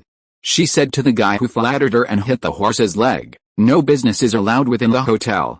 This is a dead rule. As long as he enters the door, he is under my protection." Then she looked at Henry and said, "But don't think that such protection is permanent. This is not a refugee shelter. If you can't afford to stay here, you can only get out. So the question is, how do you plan to make me change my mind?" Chapter 213 First Aid. Is this a way to redeem himself? Henry wondered.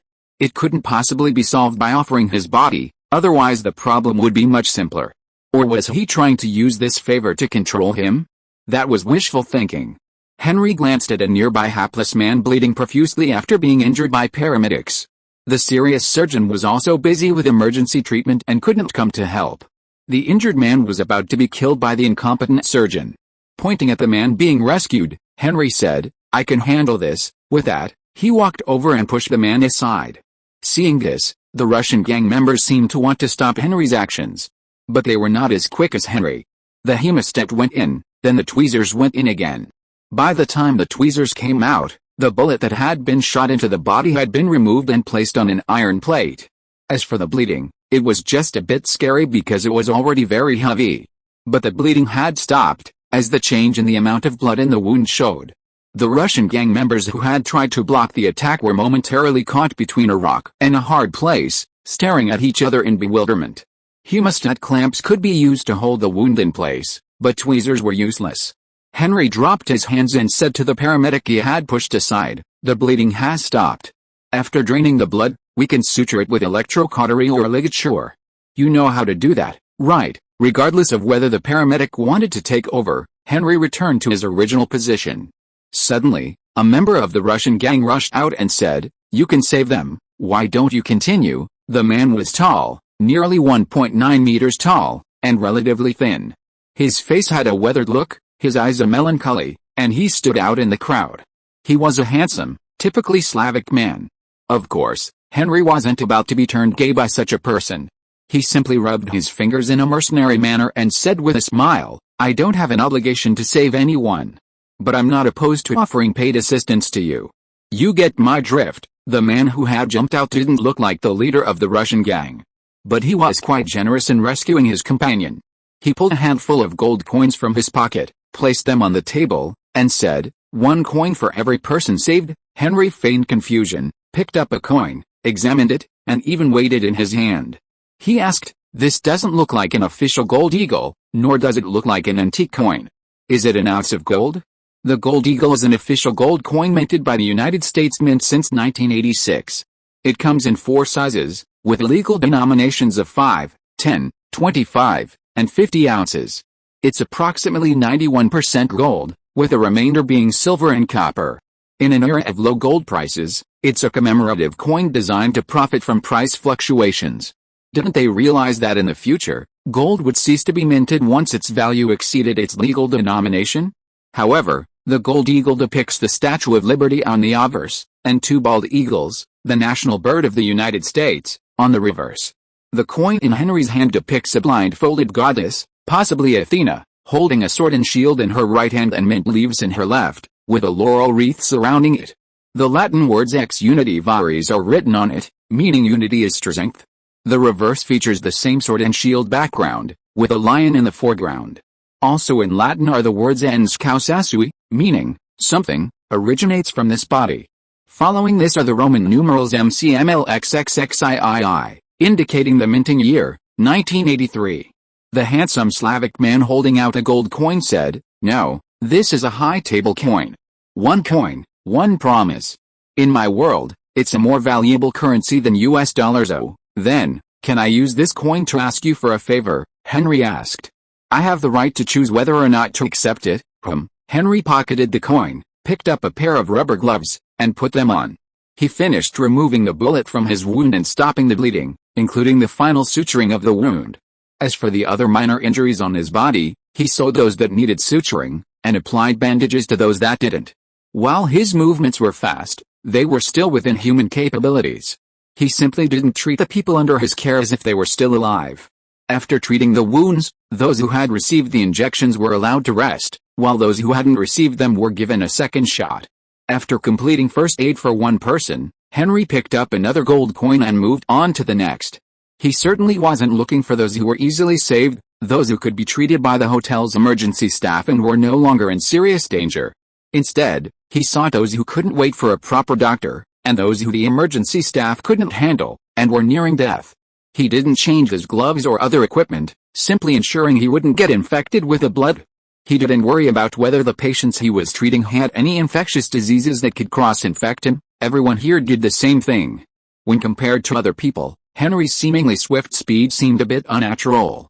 While his hand speed resembled that of a seasoned surgeon, his movements were impeccable, and his stitches were swift, it was still within the normal range.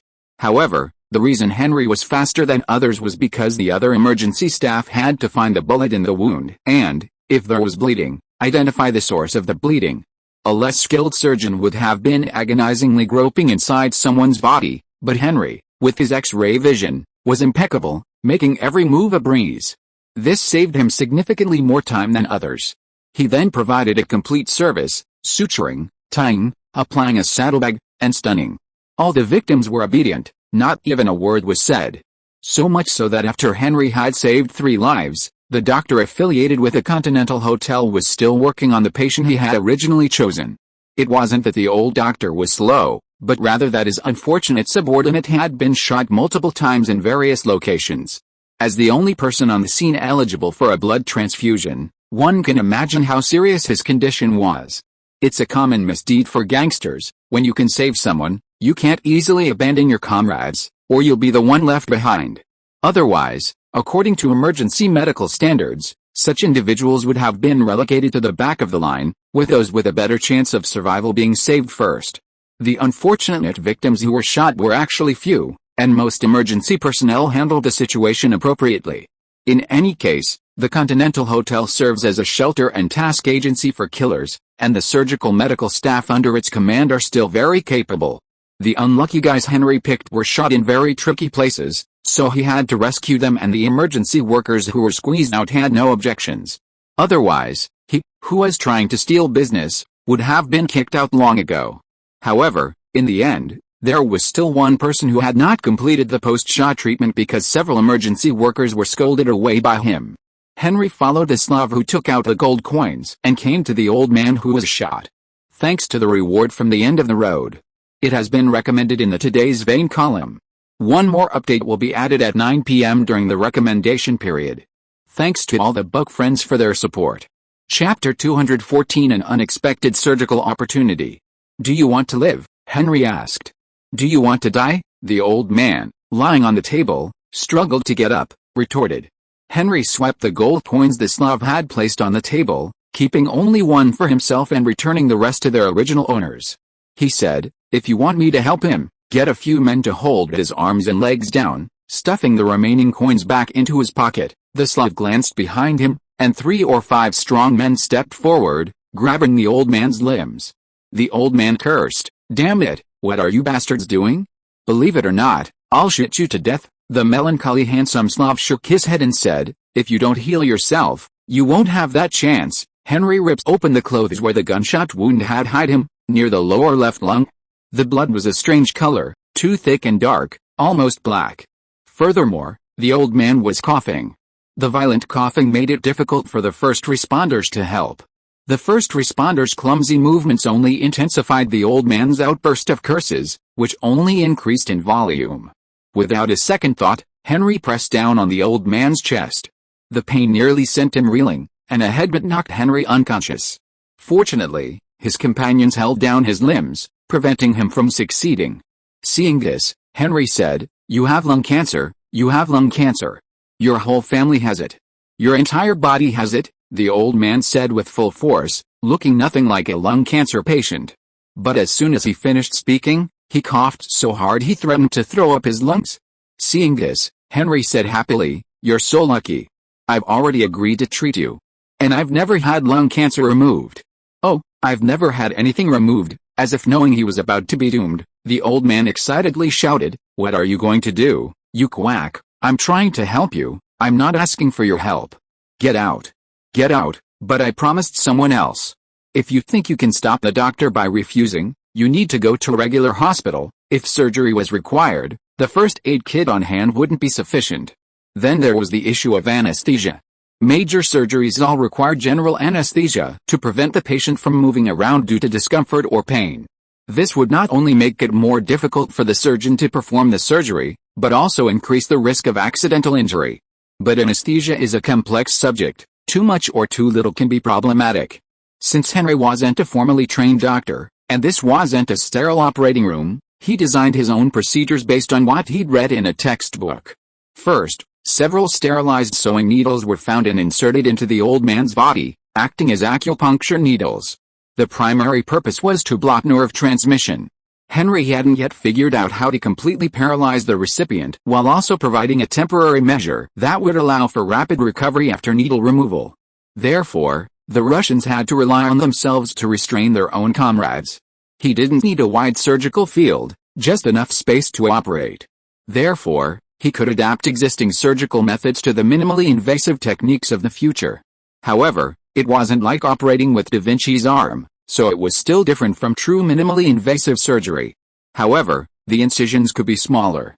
He replayed the entire surgical procedure in his mind 1,000 times, but for Henry, possessing a superhuman brain, it was a blink of an eye. Amidst the old man's curses, Henry made his first cut.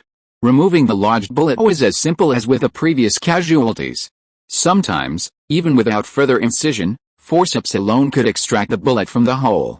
As long as the internal bleeding wasn't severe, Henry would normally enlarge the wound, prolonging the recovery time.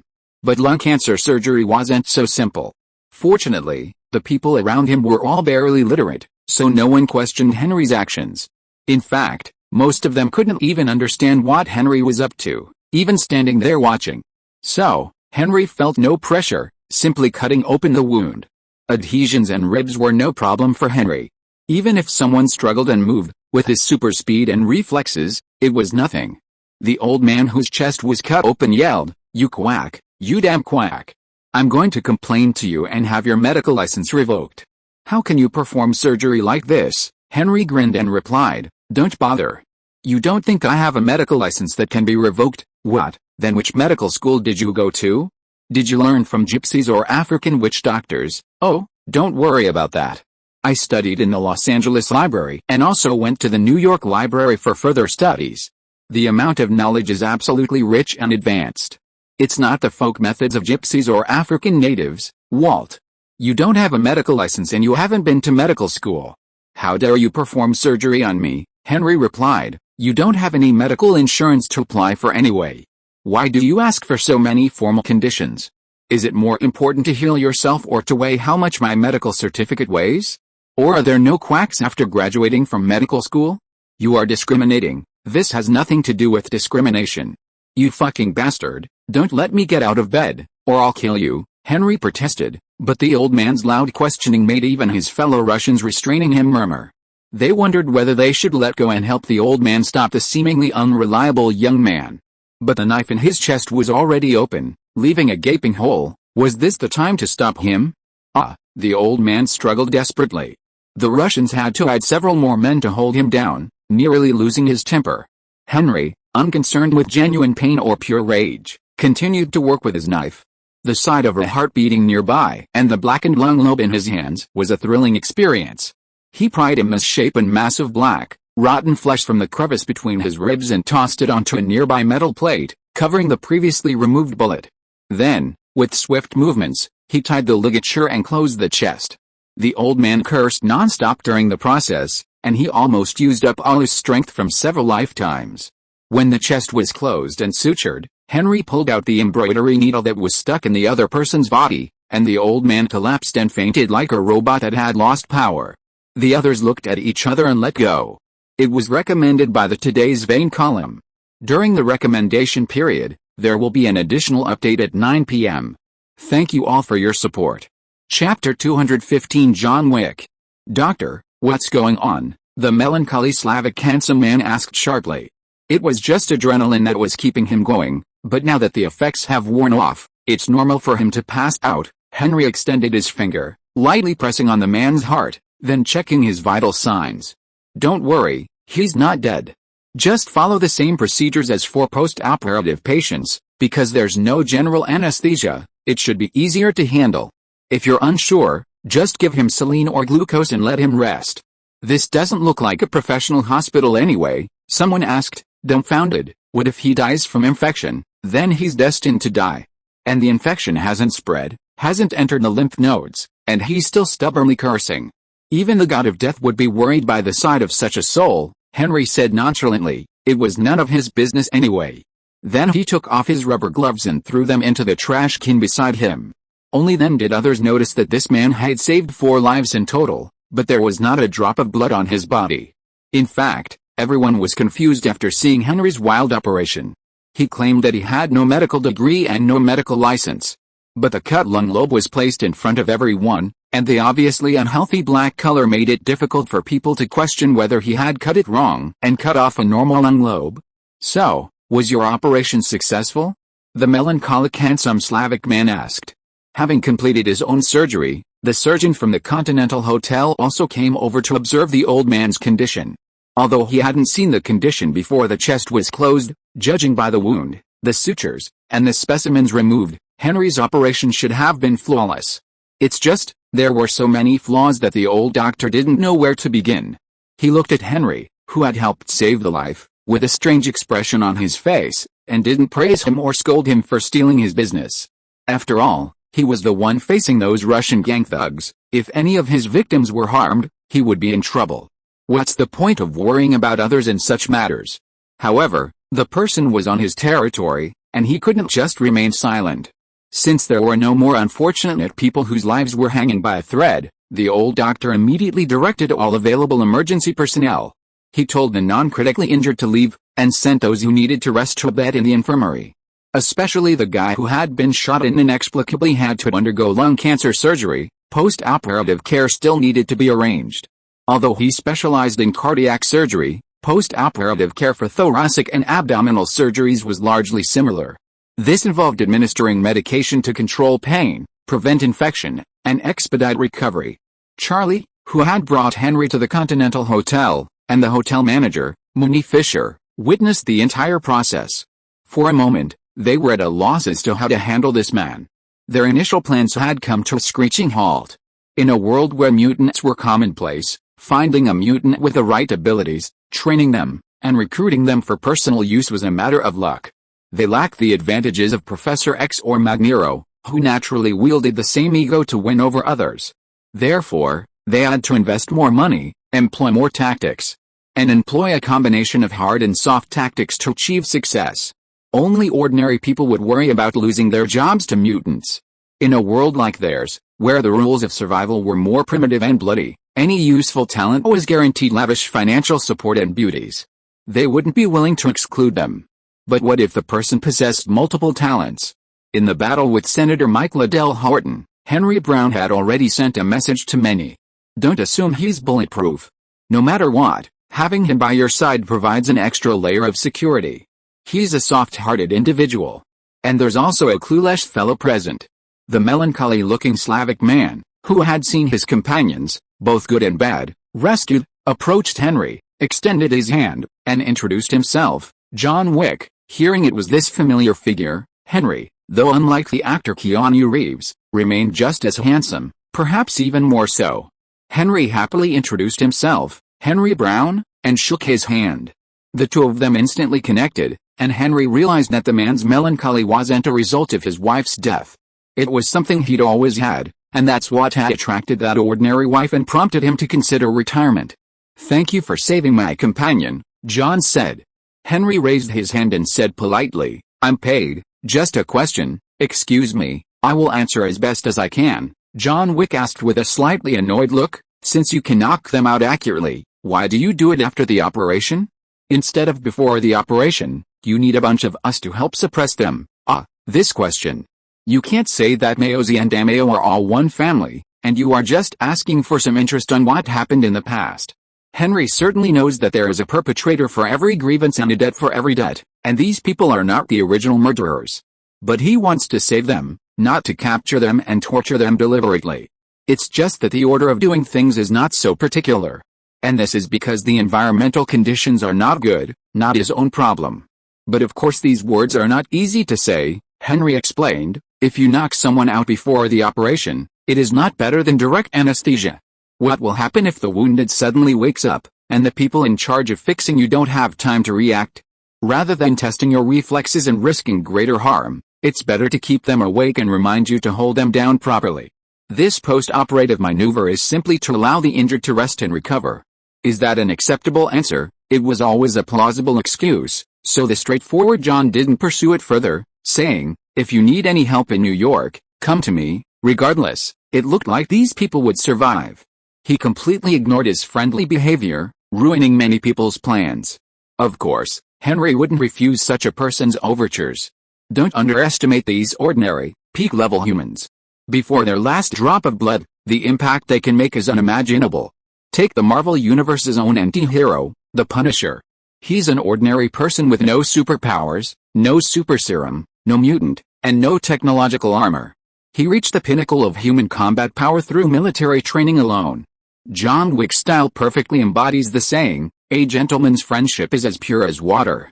He's unlike the typical Western social elite, with their endless stream of dirty talk. After a few brief greetings with Henry, he returned to the Russian gang and prepared to leave with the others. Chapter 216 Exchange Conditions. If they really wanted to talk, Henry, with his acting prowess, wouldn't have been a problem taking the initiative.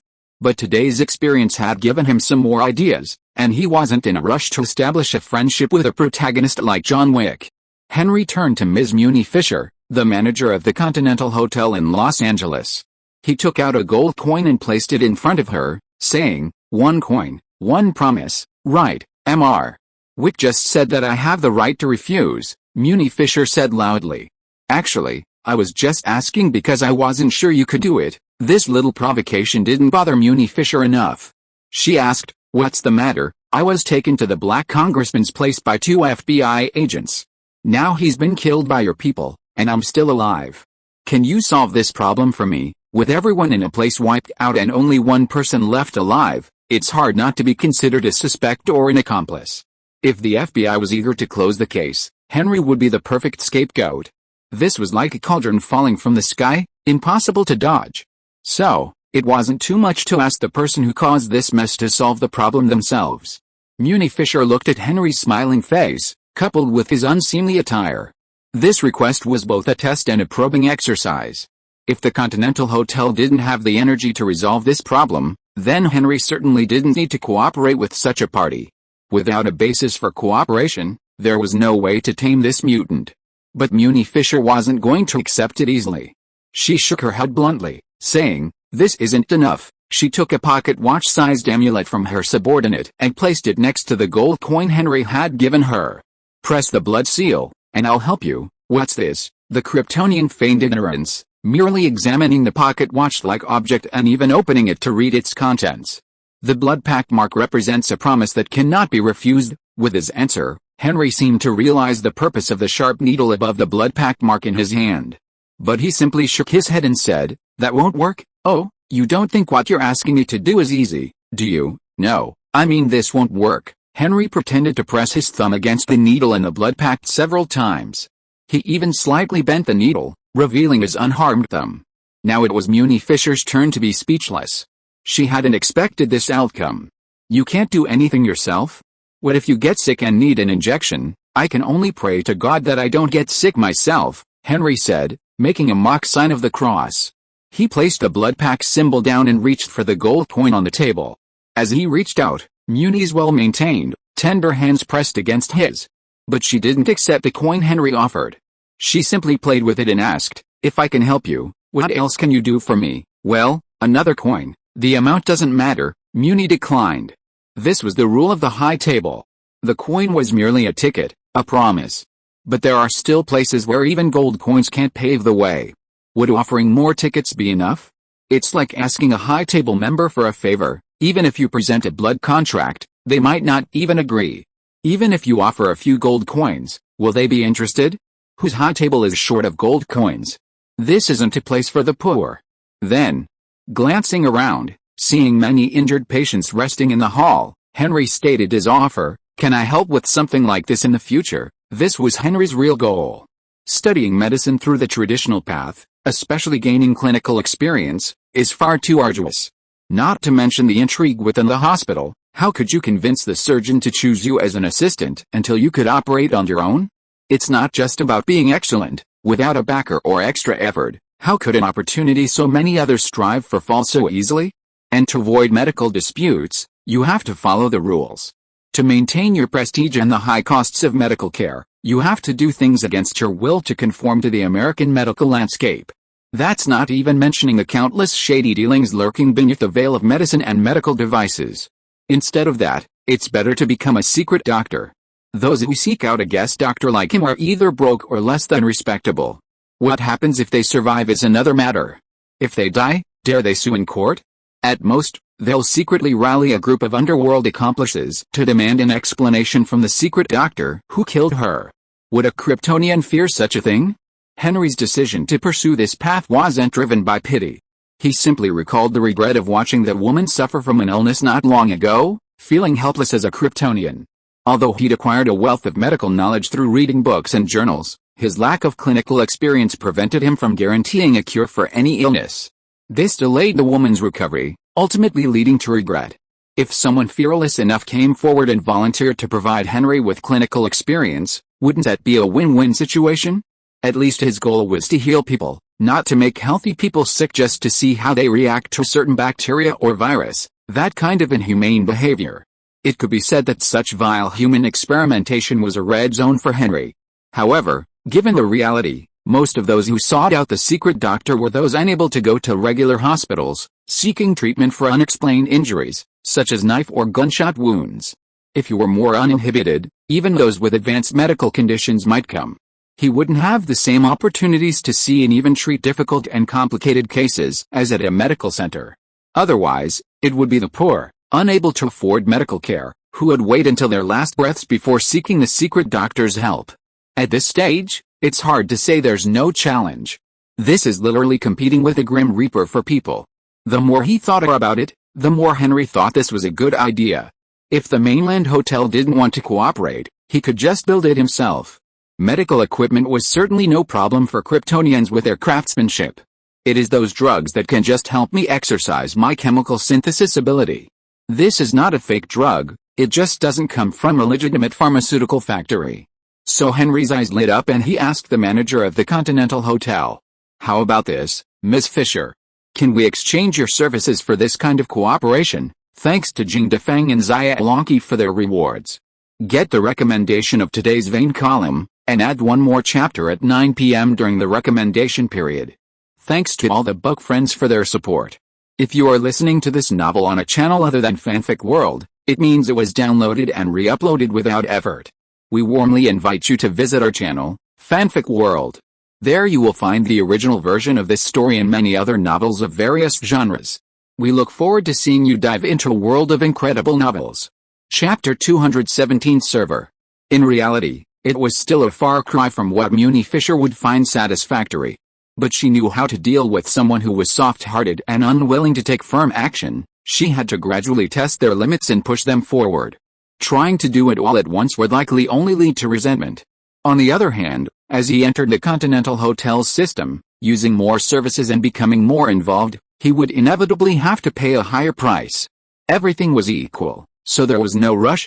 While Muni remained silent and thoughtful, the veteran resident doctor, who had a vested interest, asked with a quizzical expression, "Boy, are you trying to steal my business?" Henry quickly explained, "I don't want to stay in the hotel. I'm thinking of opening a medical station or some kind of black clinic outside. I imagine there are many people who can't access regular hospitals, and I can provide services to them. Of course, I'll be using the Continental Hotel name, or some other form of cooperation you agree on. If I stay and work as a doctor in the hotel, there may be less trouble, but it is equivalent to being kept in captivity. Moreover, those who can enter the hotel have been screened first, which is different from Henry's original intention. He does not intend to only accept gold coins for work, nor does he only want to treat some knife and gun injuries. So opening a business outside is the most appropriate choice. Besides, the streets of Los Angeles have been quite chaotic recently. This is the news from old Gary. The injured are not always the kind of people who can go home and put on a band-aid or go to a regular hospital. There's a job for black doctors at this time. As for whether there will be other troubles, we will have to act according to the circumstances.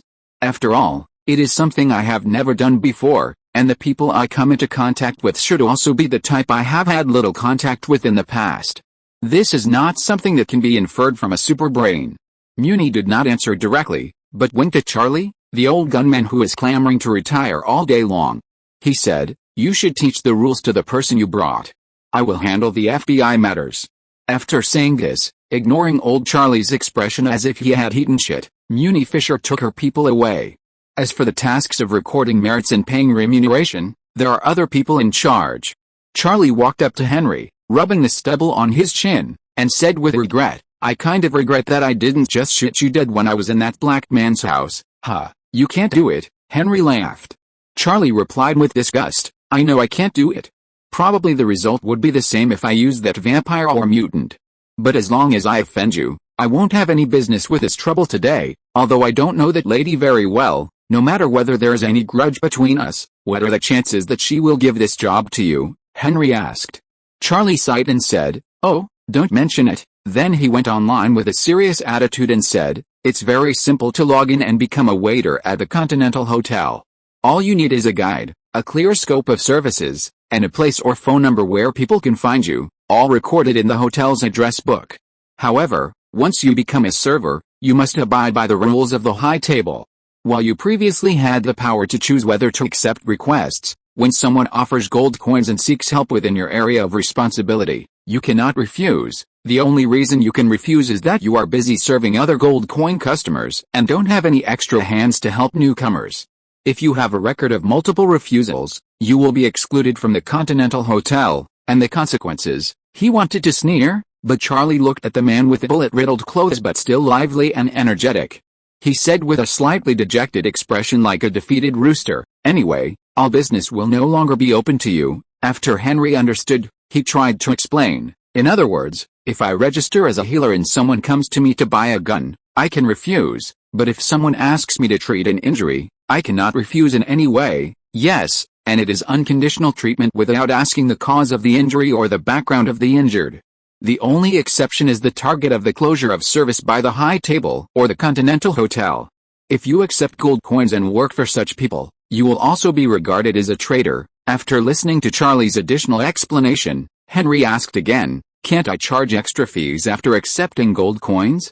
"I can't use gold coins to buy daily food," Charlie replied. "Once the service provider receives the gold coins, they can't charge any additional fees. That's the rule. If you're short on cash, mainland hotels offer a 10,000 yuan exchange rate for one gold coin. Perhaps some private exchanges could command a higher price, but generally no one is willing to do so. This exchange rate severely undervalues the gold coins, and some services cannot be purchased with gold coins, no matter how much money is spent. This is the same as when a bank buys gold or foreign exchange. There will be a price difference between the bank's selling price and the purchase price, rather than the buying and selling being completely equal. The purpose is to prevent people from fleecing the bank by quickly buying and selling in a short period of time." After understanding the general responsibilities and obligations, Henry did not object to becoming a partner of the Continental Hotel, although he was not sure whether there were any hidden dangers behind this set of rules. But at this stage, Henry wanted to solve the problems that the FBI might bring, and the power of the Continental Hotel was relatively peaceful. At least it didn't make Henry have to be a scapegoat and let the FBI throw dirty water on him. Or he would clash with the official power represented by the FBI, and then he would have to take the path of a villain. Things that can be solved by trading and wisdom should not be solved by fists. Although under the thinking of the superbrain, superpower will be the fastest solution, it is not necessarily the optimal solution. After thinking it through, Henry asked, "So, you are my guide?" "No," Charlie shook his head. Pointing to Henry's pocket where he put things, he said, "The person who just traded with you for gold coins is the one, Mr. John Wick? Baba Yaga of the Russian gang." Charlie said John's nickname.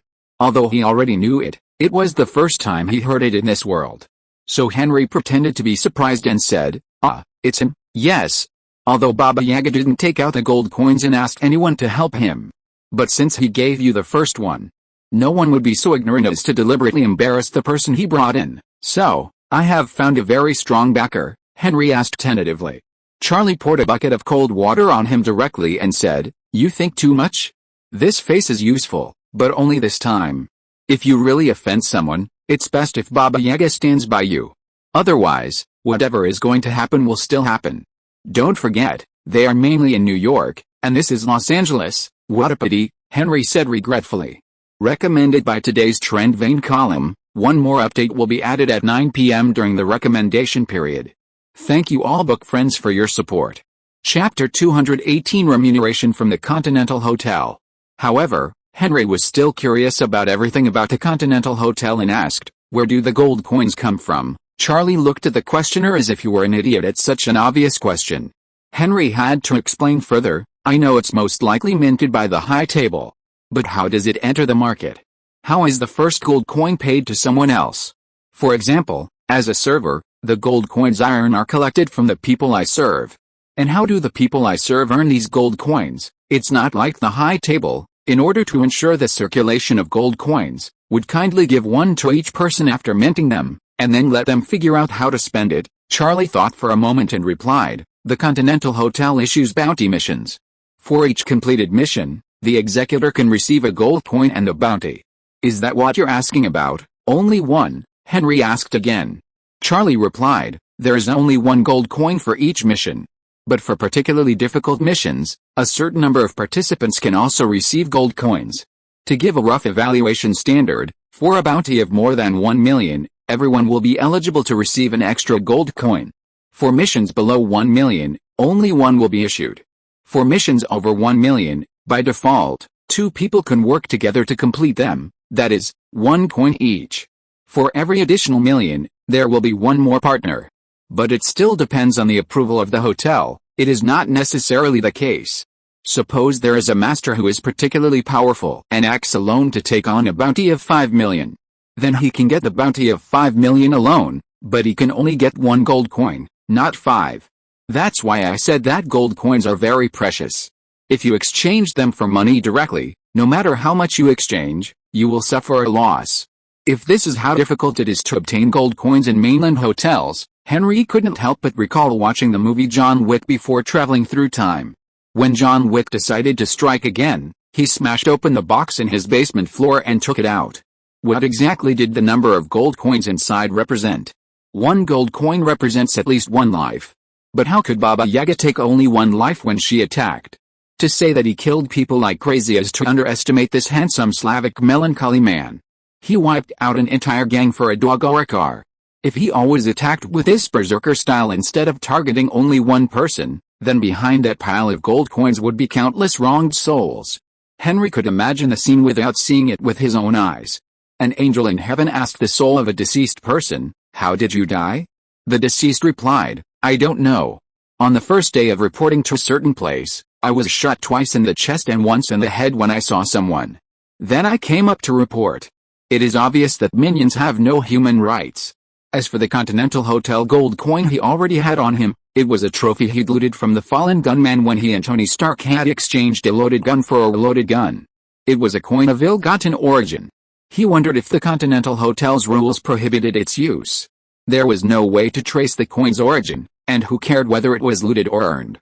He'd originally assumed the gunman had misplaced the coin, and it had become his trophy. Now, it seemed like it might be the unfortunate man's entire fortune. As if remembering something, Charlie added, "Actually, as your collaborators, there's a way to earn US dollars directly, not gold." "Oh, what's that?" Charlie replied, "You can tell the Continental Hotel's intelligence department any news you hear on the street. They'll determine its value and offer an appropriate reward. You can talk about anything. Perhaps information you consider worthless might sound different to someone who needs it. But information that's already been published is worthless. Besides passive intelligence gathering, there are also active bounties. The rewards for this kind of information are higher, and even just providing clues can earn money. Sometimes, when contract gunmen like us don't have suitable work, we earn these kinds of rewards. For example, the most lucrative bounty recently was for the Joker, who assisted the X-Men in their fight against aliens mid-last year. Should I turn myself in for the bounty? Although the thought flashed through his mind, Henry feigned ignorance and said, "I thought that was just a tabloid fabrication. Isn't Hollywood the place with the most aliens in the world? Or the legendary Area 51, Charlie said. For it to be on the Continental Hotel's bounty list, it must have some credibility. Perhaps those aliens are just unusual-looking mutants. Anyway, that battle did happen. Besides the known X-Men and the Brotherhood of Mutants, a clown of unknown origin also appeared, piqued the interest of many.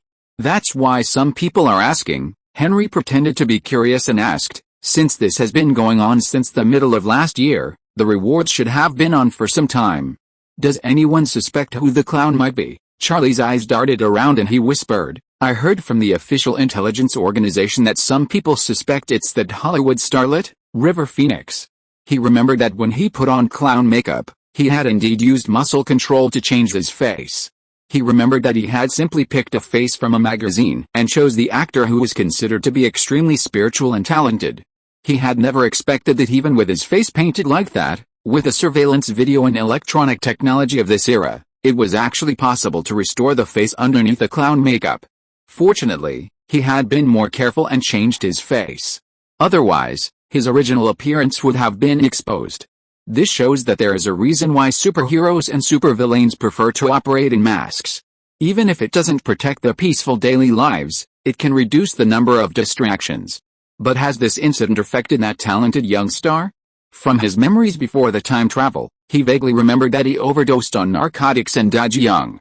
Henry sighed. River Phoenix. Hearing Henry repeat the name, Charlie smiled and said, "Want to start with that young star? I advise you not to. Since the news broke, people have been keeping a relay under surveillance of that young star, hoping to find evidence. In the end, they only filmed some irrelevant things, which could only be sold to tabloids to subsidize the cost of the operation. No one caught any big fish. and the rumored clown never appeared again. I don't know why. What a pity, Henry replied with pretended regret. Chapter 219 Tinker. A treatment partner, codenamed Tinker, quietly appeared on the Continental Hotel's contact list. This veteran, Charlie Fisher, had been instrumental in Henry's opening. Not only had he found a suitable location for Henry's opening, he had also personally come to help with the cleanup.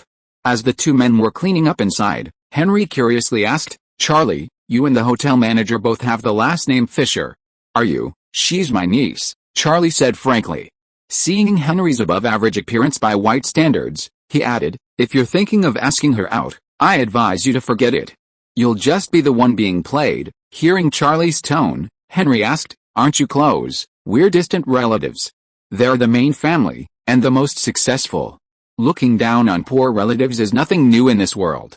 Just because we share the last name Fisher doesn't mean we're family." Henry knew enough was enough after hearing this indifferent response. Further questioning would only annoy him. Besides, this was a family matter, none of which outsiders should be concerned about. Instead, he was curious about the shop at the end of the alley and asked, "Charlie, how did you find such a place?" Charlie, with a slightly annoyed expression, said, "Isn't that your request? If you're opening a black clinic, it certainly can't be on a main street, nor can it be some deserted place with so many people, and then you have to open it in South Los Angeles. That's why I wanted to ask you, what do you want to do in an area with so many blacks and Mexicans? Are you worried that your business won't be good enough?" "That's my request, of course, but I didn't expect to find such a place." At this time, several black people came through the half-open iron gate.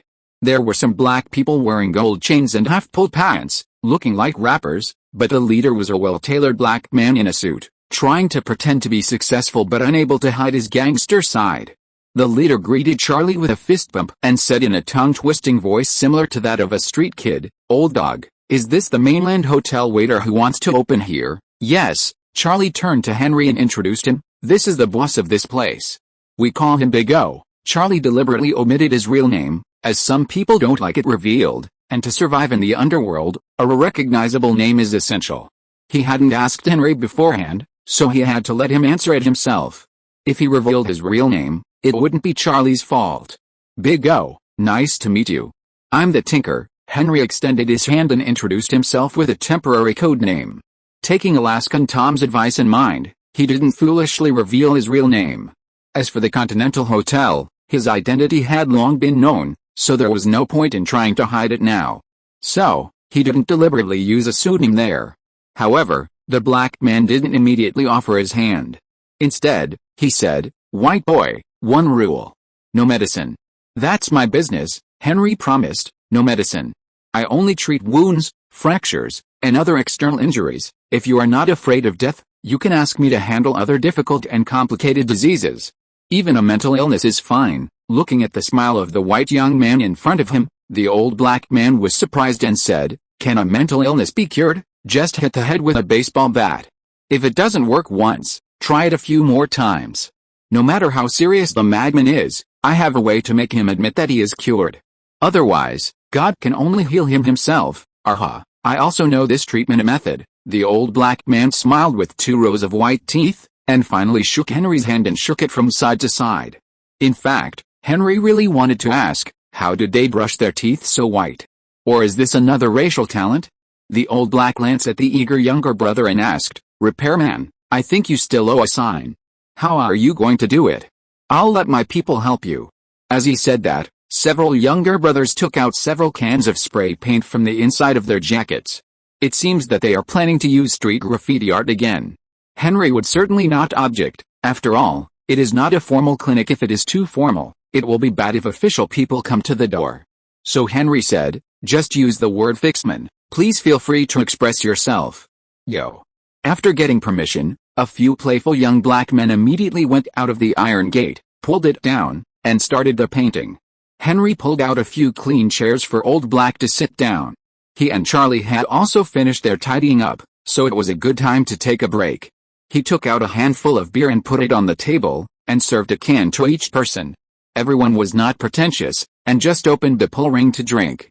Although it was spring, Los Angeles and California was still chilly. But everyone was a grown man, and ice-cold beer was not limited to any season, so there was no reason to refuse. After everyone took a big sip, Henry took the lead and asked, "Big Whoa, this is the first time I do this kind of thing. You have to tell me what rules I have to abide by. Otherwise, if I make a mistake in the future, it will cause trouble for everyone." Big Whoa put down the beer can and said seriously, "You are from the Continental Hotel. You have always been a neutral person outside. It is none of our business. But if you want to do things on our turf, the condition is that you don't touch our business, that is, drugs and women. So, do your job as a tinkerer well and don't do unnecessary things, and we'll treat you as one of us. Even if the cops want to cause trouble, they'll let you know first." "I understand," Henry nodded. To put it bluntly, the Continental Hotel's business doesn't overlap with the local gangs, which is why they can coexist peacefully. If there were a conflict of interest, they'd probably just get their heads pounded out. Charlie added, "Tinker, as a service provider, while you're not prohibited from taking on outside business, you represent the Continental Hotel. Don't cross the line. If you get into any minor trouble, talk to Big Whoa. If that doesn't work, talk to me or the manager. Anyway, think about who your main clientele is. There are people who dare to offend them, but they certainly won't be the youngsters who can't even speak clearly. I'll show you how to mark the area so the Continental Hotel's contract gunmen can immediately spot service providers nearby, eliminating the need to search the hotel's contact list. People who understand will also know to avoid causing trouble." "Okay." Henry, who remembered something, turned to look at Big Old Whoa, the old black man. He said tentatively with a little uncertainty, "Regarding my opening a store here, are there any monthly expenses, protection money?" After asking, Old Black laughed and said, "Now that everyone has guns, there are very few gangs that simply charge money for protection. There must be some business dealings between the two sides to achieve a good cooperative relationship. Then we..." Henry's question was obvious. Old Charlie said on the side, "The landlord of your house is Big Old Whoa. You have to pay him rent every month. It's waiting here." Henry made an expression of sudden realization. Old Black showed his 2 rows of white teeth again, trying his best to appear amiable. But in fact, this look is more like a shark with malicious intentions, showing his sharp teeth. Recommended by today's Vane column, one more update at 9 p.m. during the recommendation period. Thank you all book friends for your support. Chapter 220, One of the Daily Wounded. No one knew when a black clinic opened in an alley in South Los Angeles. But everyone knew that if someone was injured, they could go there for treatment. The prices were much cheaper than at a legitimate hospital, and they wouldn't ask any questions. Derek, a young Mexican man whose friend had been shot and looked seriously injured, had no choice but to send him to this shady black clinic. He made this choice because he knew he had a wanted warrant. If he showed up at a legitimate place requiring identification, it wouldn't take long for the police to come knocking on his door and arrest him. Logically, he was the one wanted, not his friend, so he could just find a random hospital and drop him off. But the truth was, Derek had no idea if his friend had a wanted warrant. After all, no one would bother to check if they were wanted by the police, and in 1993, the internet wasn't yet readily available in the United States for such information. Many people only learned they were wanted after being stopped by the police. Derek didn't want to gamble, nor did he want to leave his companion to the police, lest he be left alone to face the encirclement of a rival gang. So, following the rumors, he went to a black clinic tucked away in an alleyway in the South Side. The word Tinker was scrawled in graffiti on the half-open metal shutter. Derek reached out and pushed it back, opening the main entrance. The shop was quite shallow, like a butcher's shop, with a clear refrigerated glass case blocking most of the view. However, the case wasn't powered and was empty, devoid of any valuable merchandise. A call bell was placed on the glass case. Beneath the bell, a note read, "Occupied, please ring if needed." Derek considered bypassing the glass case and opening the door leading directly inside, into the seemingly closed butcher shop, to see if it was the rumored black clinic. However, the door, which had a standard horn lock, was locked. Derek tried several times but couldn't get it to open. Even after banging on the door and calling out, "Is anyone there?" there was no response. Did this mean no one was there? So, all he had done today was in vain. Derek could only retreat to the glass case in frustration and impatiently press the call bell. The bell, repeatedly struck, not only rang, but also made a loud banging sound. Derek seemed to want to take out all his anger on the bell, wanting to break it. But in the blink of an eye, the locked door swung open, and a white man with a rather peculiar appearance walked out. His hair was half white and half black, covering half of his face. A long scar ran from his forehead to his cheek, making it very noticeable. He was wearing a white shirt, like something aristocrats would wear in the 19th century, with ruffles on the collar and cuffs. He wore a bow tie tied with a thin black string at the collar. He also wore black trousers and black leather shoes. If someone like him were a stage actor, many people would believe him, but Derek had serious doubts about his medical skills. Could it be a nurse, veterinarian, or tailor who's filling in the gaps? In the United States, the only unlicensed doctors you can find, aside from legitimate hospitals, are those who've been expelled from the medical system after serious medical errors or who, voluntarily or involuntarily, took the blame for others. If such individuals hope to return to the system, they can only keep their tails between their legs, waiting for someone to show mercy and give them a helping hand. But if they actively embark on the path of unlicensed practice and become known, their hope of returning to the formal system is likely lost. Hospitals will never hire such tainted individuals. Beyond these types of individuals, there are those with relevant medical backgrounds who haven't been able to enter the formal medical system. After all, these individuals are shady individuals, and as long as they're committed to saving lives, they don't care whether they have legitimate qualifications. Then there are those without any medical background at all, simply bold enough to treat others. Derek had a hunch that the actor before him, who looked like an aristocrat, was the last type, purely daring. The person who opened the door was, of course, Henry, nicknamed the Tinker. Although he ran an illegal clinic, he wasn't there 24/7. He spent most of his time in his rented apartment or doing his own work. Instead, he had placed a call bell on the clinic's facade. While seemingly an ordinary bell, it actually housed a device that emitted an ultra-high-frequency sound, making the unique sound inaudible to ordinary people. Whenever someone rang the bell, the device alerted him to a patient in the Los Angeles area. He would then change his appearance, don a special uniform, and visit the clinic to address patients' needs or resolve their illnesses. The Tinker glanced at the two Latino men who had come together to support each other. One of them had been shot in the abdomen, with only a single bullet hole, suggesting the bullet remained lodged in his body and he was still bleeding. The other had multiple bruises, but they weren't serious. "Bring them in," the Tinker said, turning and entering the door, clearing the narrow corridor. With a half-hearted attitude, Derek helped his companion inside. The clinic's interior was quite sparse: a bed, a table, a chair in front of it, a broken cabinet with all its glass smashed and tattered, and a dim, flickering fluorescent light. "Watch out for the broken glass on the floor," the repairman warned. He then used his foot to sweep the broken glass aside. Derek, who had helped someone in, saw this and asked, "What's going on?" "Maybe a thief broke in yesterday and tried to steal something valuable. This neighborhood is black, so you'll get used to it," the repairman replied.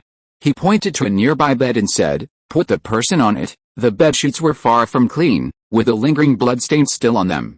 The only thing that wasn't offensive was that the stain was dry, not wet. This meant someone hadn't bled recently, but whether the sheets had been washed or were clean was unclear. Seeing the Latin American guy hesitate and not put his companion on the bed, the repairman said directly, "If you don't want medical treatment, leave. He can still be saved if he is sent to a regular hospital. I won't force him." After thinking it over again and again, Derek put his unconscious companion on the bed and said, "He was shot." "I'm not blind," the repairman said, but he was in no hurry to save people. Instead, he stretched out his hand and said, "Life-saving fee, 5 shots. Collect the money first, then save people, Walter. If you don't give it, get out," the repairman said decisively. Derek looked at his companion's embarrassment, then took out all the money in his pocket and slapped it heavily on the hand of this exaggerated man. He also said viciously, "You'd better pray that he is okay. Don't worry, this kind of minor injury will not kill him." After receiving the money, the repairman took out the medical tools from the handbag on the table with satisfaction and began to save people. Recommended by today's Winbane column, one more update at 9 p.m. during the recommendation period. Thank you all book friends for your support. Chapter 221, Just Contrite. Henry, the Tinkerer, rescued people with what was, to put it mildly, unconventional methods, and, to put it bluntly, reckless disregard for human life. Anyone who witnessed this would tremble with rage. Removing a bullet from the abdomen was no problem for a Kryptonian with X-ray vision. Most people would either enlarge the wound to gain a wider view to find the bullet, or desperately rummage around inside the victim, hoping to find the bullet. Either method inflicted secondary trauma on the victim, and many died in agony. But Henry's precise grip was unerring, forceps in, bullet out. His movements were so agile that anyone who witnessed them would admire him. Internal bleeding, on the other hand, was more difficult to manage. If the bleeding was minor, the wound could be sutured directly, leaving the body to heal naturally. But if the bleeding was severe, as in the case of Derek's companion, the bleeding had to be stopped before suturing could proceed. Otherwise, the internal bleeding would continue, and the patient could be dead. The tinkerer's methods of stopping bleeding were, not to mention wild, unbearable. He pulled a soldering iron from his briefcase, plugged it in, and heated it red hot. Derek didn't realize the purpose of the torch at first, until the tinkerer removed the bullet and plunged it into the wound to cauterize the bleeding. The Mexican nearly pulled out his gun and shot the tinkerer in the head. It must have been excruciating, as the pain woke his unconscious companion, who screamed and sprang to his feet. Fortunately, the tinkerer acted quickly, pressing down on the victim's chest to immobilize him. This prevented him from moving and prevented the torch from causing further damage. As his companion fainted again, the tinkerer pulled the torch out. Besides the bloodstains, some had scorched the wound and adhered to the iron. Then, he sutured and bandaged the wound to protect it. Honestly, the speed and technique of this wound treatment was the best and fastest Derek had ever seen. But the fact that the welding gun could stop bleeding had the most terrifying effect on Derek. His head was buzzing, and he didn't know how to react until it was over. It wasn't until the tinkerer reached the sink, discarded his disposable rubber gloves, and washed his hands that Derek regained consciousness. He furiously pulled out his gun and pointed it at the man, demanding, "What the hell did you just do? I was saving someone." "What else could I do?" the tinkerer said, not even turning around. "Is that medical equipment?" Derek questioned, pointing at the unplugged welding gun lying on the table. The tinkerer argued, "As long as it can save someone, what's its original purpose?" After washing his hands, he grabbed a random cloth, perhaps unclean or not, and wiped his damp hands. The tinkerer wasn't at all alarmed by the gun held before him. He simply said, "This thing is useless. Put it away, shut up, shut up." Derek pointed the gun at the tinkerer repeatedly. With his weapon in hand, he threatened, "Give me all the money I have." The tinker frowned and said, "That's against the rules. My fees are much cheaper than regular hospital outpatient fees. I didn't cheat you, and I saved the man. How dare you rob me like this? Who needs a justification for robbery? I have a weapon in my hand, pointed at your head." "That's the justification," Derek said proudly. The tinker, acknowledging his bad luck, pulled out his 5-gun dart from his pocket and placed it on the table. He raised his hands, stepped back, and said, "This is all the money I have. I'm giving it back." Derek stared at the bills he had pulled out on disbelief. He approached the table, lifted the bottom of the tinker's bag, and rummaged through them. There was a clanking sound, and the contents of the bag fell all over the table. They were all odd tools, gauze, band-aids, and other items, none of them valuable. Undeterred, Derek approached the tinker with his gun drawn, intending to search his pockets. "Don't move," he muttered. "If you don't move, I won't hurt you." The tinker didn't move, just muttering something. Derek couldn't hear clearly, but because he needed to get closer to search him, he leaned over and asked, "Walter, what did you say?" In a flash, the tinker grabbed Derek's gun hand and twisted it inward. His other hand curled into a tube and pressed against the muzzle, like a silencer. By the time Derek realized he was about to pull the trigger, the muzzle was already pointed at his abdomen, and a shot had been fired. The tinker's muff didn't stop the bullet, nor did it act as a silencer. It simply slowed the bullet's velocity, lessening its impact. The bullet entered Derek's body and lodged there. It didn't penetrate directly due to the excessive force of the close-range shot, nor did it cause the bullet to ricochet around inside. Anyone who had examined the injuries of Derek's companion would have known that their injuries were identical, right down to the location of the bullet lodged in the same body. The gunshot wasn't the end of the matter. The tinker grabbed Derek's neck artery with his back hand. The brief lack of oxygen to his brain caused the thief, who had lost more than he gained, to lose his sight and pass out. The tinker, who hadn't intended to strangle him to death, saw the Latino's eyes roll back, so he loosened his grip and dropped him to the ground.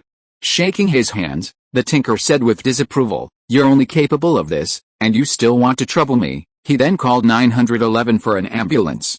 He explained the shooting and the emergency situation, and also the victim's location. Of course, the Tinker wouldn't have an ambulance come to his house, so he chose a nearby spot without security cameras. Without waiting for 911 to confirm, the Tinker hung up. Using his super speed, he dumped the Latino at the location he'd specified. Then he returned to his illegal clinic. The patient in the bed was still unconscious, but his wounds had been healed, and his expression was less painful than before. The Tinkerer left a note, instructing them to leave upon awakening and to remember to lock and close the door. He then cleaned up the mess inside the house, washing and tidying it up. Despite its slovenly appearance, the room's hygiene standards weren't bad. He simply took items that would have been discarded in a regular hospital, cleaned and disinfected them, and reused them. Thanks to the Tinkerer's exceptional speed, all this took no time in the real world, just a blink of an eye. He finished his work just as the ambulance's emergency siren sounded. It stopped where he'd thrown the man and took the man who'd shot him away. The Tinkerer sighed, "Oh, what a good man I am. The ambulance fee, plus the emergency room fee, would probably cost a few thousand. If he had any other criminal cases, even the police would have intervened to check on his life or death. At least I've saved my life. I won't die on the roadside like a stray dog. From this perspective, maybe I have the qualities to be a superhero." Chapter 222 Everyday Casualties Part 2. After cleaning up, Henry left the still unconscious man at the clinic. Just as he was about to return to his rented apartment, the doorbell rang again. He had no choice but to pretend to be the Tinker and open the newly locked door. There was a bewildered young mother clutching a wailing child. Her race was unmistakable, black. She was very petite, and compared to the average black body type, one couldn't help but wonder if she wasn't even college age. After all, it wasn't his fault, and appearance was individual. Some people simply looked younger. So, the Tinkerer didn't want to dwell on something he couldn't change. Besides, the mother was a longtime client. The scar across her eyebrows was even more prominent when she frowned. The Tinkerer asked, "What's wrong with the child?" The child was about a year old, probably barely able to walk yet. He collapsed limply in his mother's arms, his cries ringing out loud and forceful, as if he was trying to cling to his limited life. "William has a fever again, and he's vomiting everything he's fed. He won't eat anything. He seems unable to move, and it hurts whenever he's touched. Doctor, please help him. Come in, I'll see what I can do." Although he wanted to send them away, the repairman, hearing the child's distraught cries, let the mother and child in. The sight of the person on the bed and the large pool of blood startled the young mother. There wasn't much room inside the clinic, so the repairman pointed to the only remaining chair and said, "Sit over there. Expose the child's bottom. I'll give him a fever-reducing shot." The repairman opened the back door, walked out, and returned with a tray containing some medicine and instruments. He first disinfected the area with cotton and alcohol, then used a syringe to draw out the medicine. With deft movements, the repairman injected the child's buttocks, which only intensified his cries. Looking at the young mother, heartbroken for her child, the repairman said coldly, "Take the child back. I should have told you, there's not much we can do." The heartbroken mother seemed to want more help, but the repairman refused to speak. His previous outburst of sympathy nearly cost him an extra wife and child. These two were simply trying to take advantage of him. It was only with a more decisive attitude that the young mother gave up, lest this black clinic become a hospice. Normally, children shouldn't be given fever-reducing injections, as they only suppress symptoms and don't help. But this child had polio, commonly known as infantile paralysis. First, there's no medication to treat this disease, but it can be prevented with a vaccine. Second, while 90% of people infected with this disease will recover naturally without notice, 10% will develop severe symptoms. While children with severe inflammation still have a chance of recovery, the high fever can damage brain nerve cells, causing muscle curling and developmental abnormalities. In other words, the only option is supportive treatment to suppress symptoms and prevent the virus from causing irreversible damage to the body. Then, hope that the body's immune system kicks in and protects the child from recovery. This is a highly contagious disease. In the 1990s in the United States, the only reason it occurred was because children were not vaccinated after birth and were exposed to high-risk environments. In other words, the true cause of the disease is poverty, not some nasty virus. Even if they can be saved this time, countless challenges lie ahead for this young mother and child. After the first experience, Not only did the repairman's stoic attitude prevail, but even the young black mother knew his style. She couldn't ask for more. Ultimately, it all stemmed from her lack of courage to refuse, to give up, or to die. Had she been braver, perhaps things would have been different. Pulling a few crumpled bills from her pocket, the mother said, "This is all I have, take it back," the tinkerer said coldly, gathering his belongings and looking at the mother and child trapped in the abyss of hell. "I only buy lives, and his life is worthless. Take him back, and be prepared." The mother wanted to say something, but the memory of the previous experience of having a gun pointed at her had weakened her legs, and she couldn't speak. Not all doctors are kind. Ultimately, she gave up her plea for help, put away the few despised bills, and left with a child, whose crying had subsided.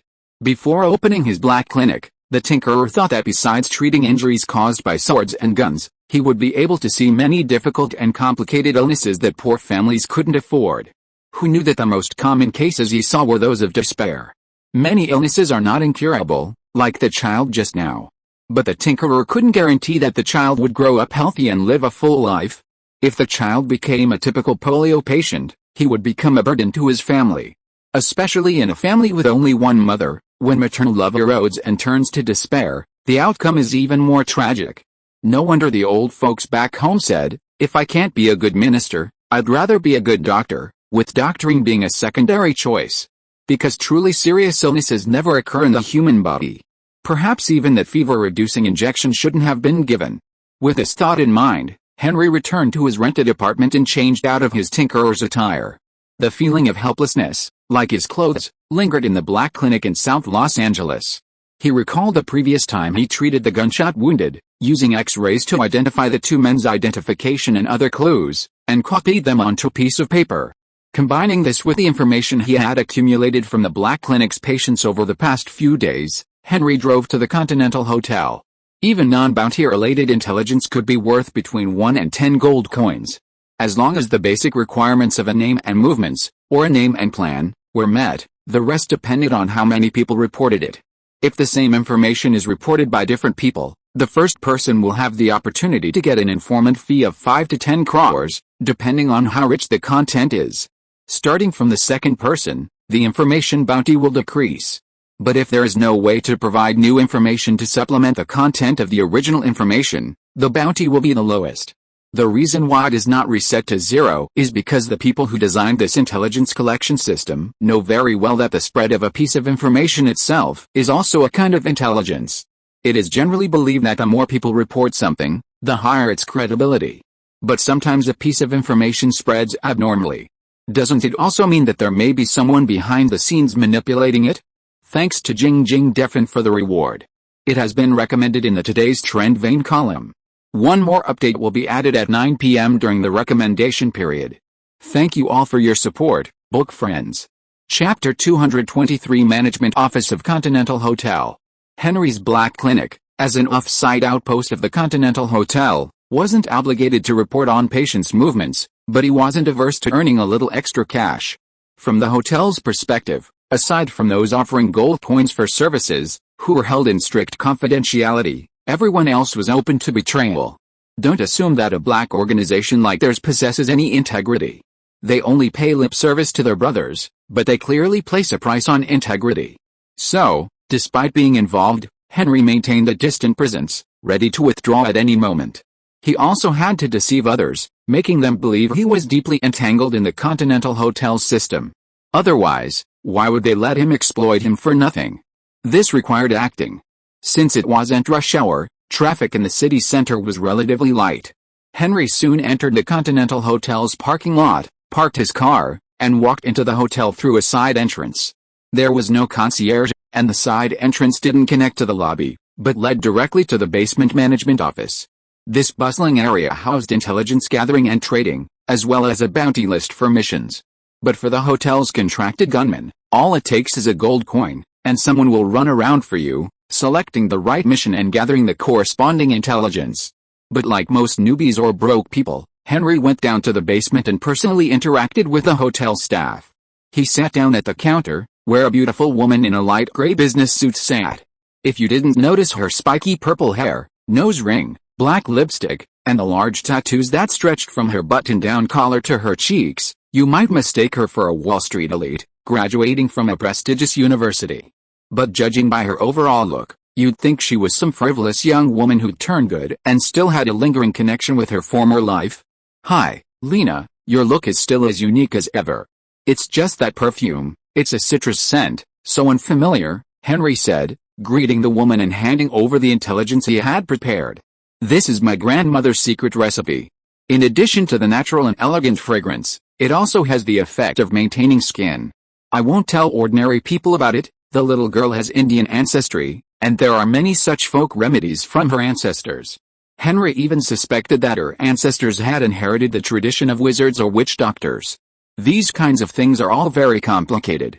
However, Henry did not try to find out the secrets of others. Instead, he praised, I said that most girls' hands are rough. If you want to maintain them well, you have to be a girl who does not work and is well taken care of by your family.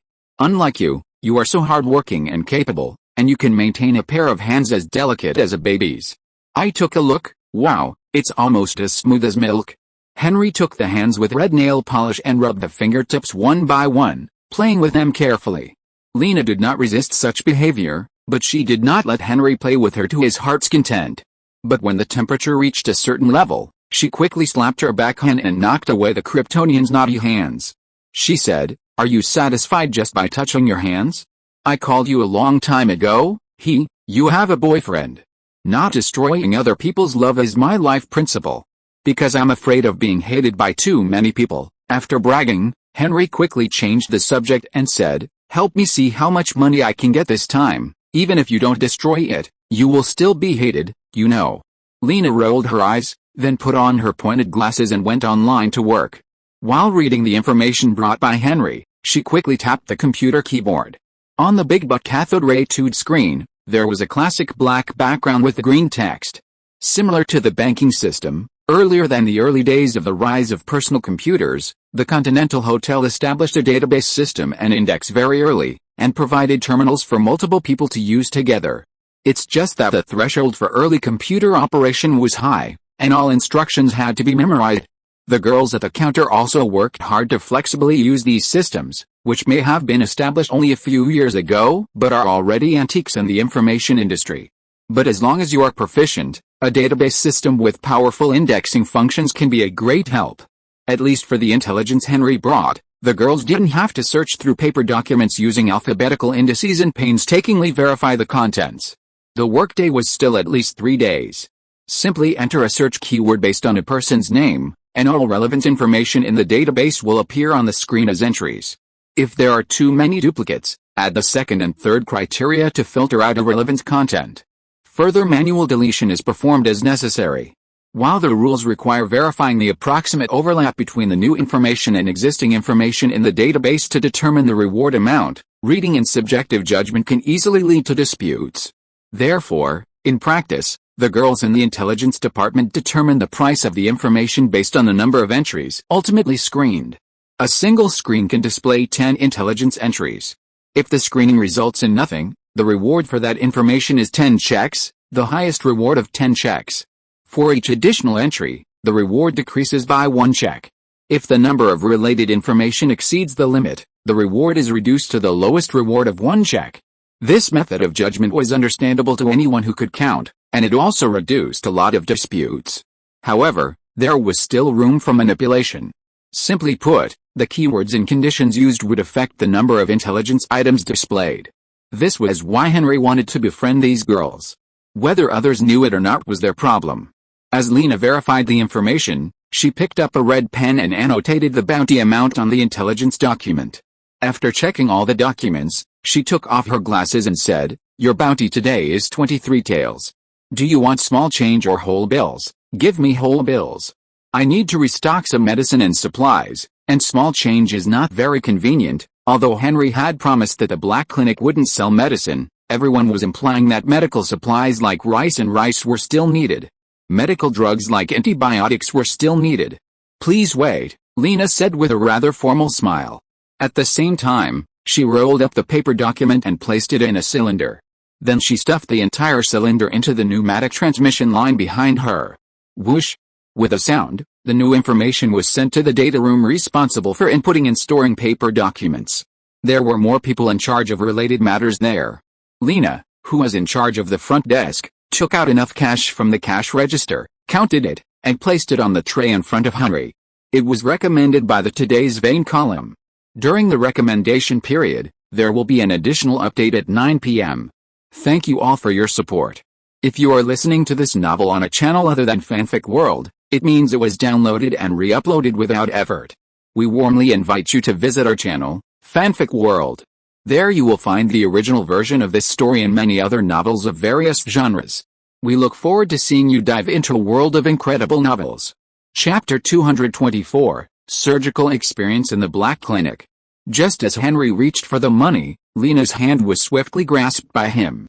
While her veins were visibly bruised, she maintained her usual smile. Her cool elegance was tempered with a touch of courtesy and distance. "Call me," she said, her voice tinged with gritted teeth. Henry remained calm, taking Lena's hand. Lifting it toward him, he gently kissed the skull tattoo on the knuckle of her middle finger. "Sometimes, sweetheart," he said. His left hand quickly snatched the bills from the tray, shook it, and prepared to leave. But as Henry turned, he was blocked by another woman. He greeted her respectfully, "Ms. Fisher." This hotel manager, with her fondness for retro looks, especially figure-flattering dresses, looked like a Hollywood actress on the red carpet. Today, she wore a deep, high-slit emerald green gown that would make anyone, regardless of gender, blush. Her wavy red hair obscured half her face, cascading over her shoulders.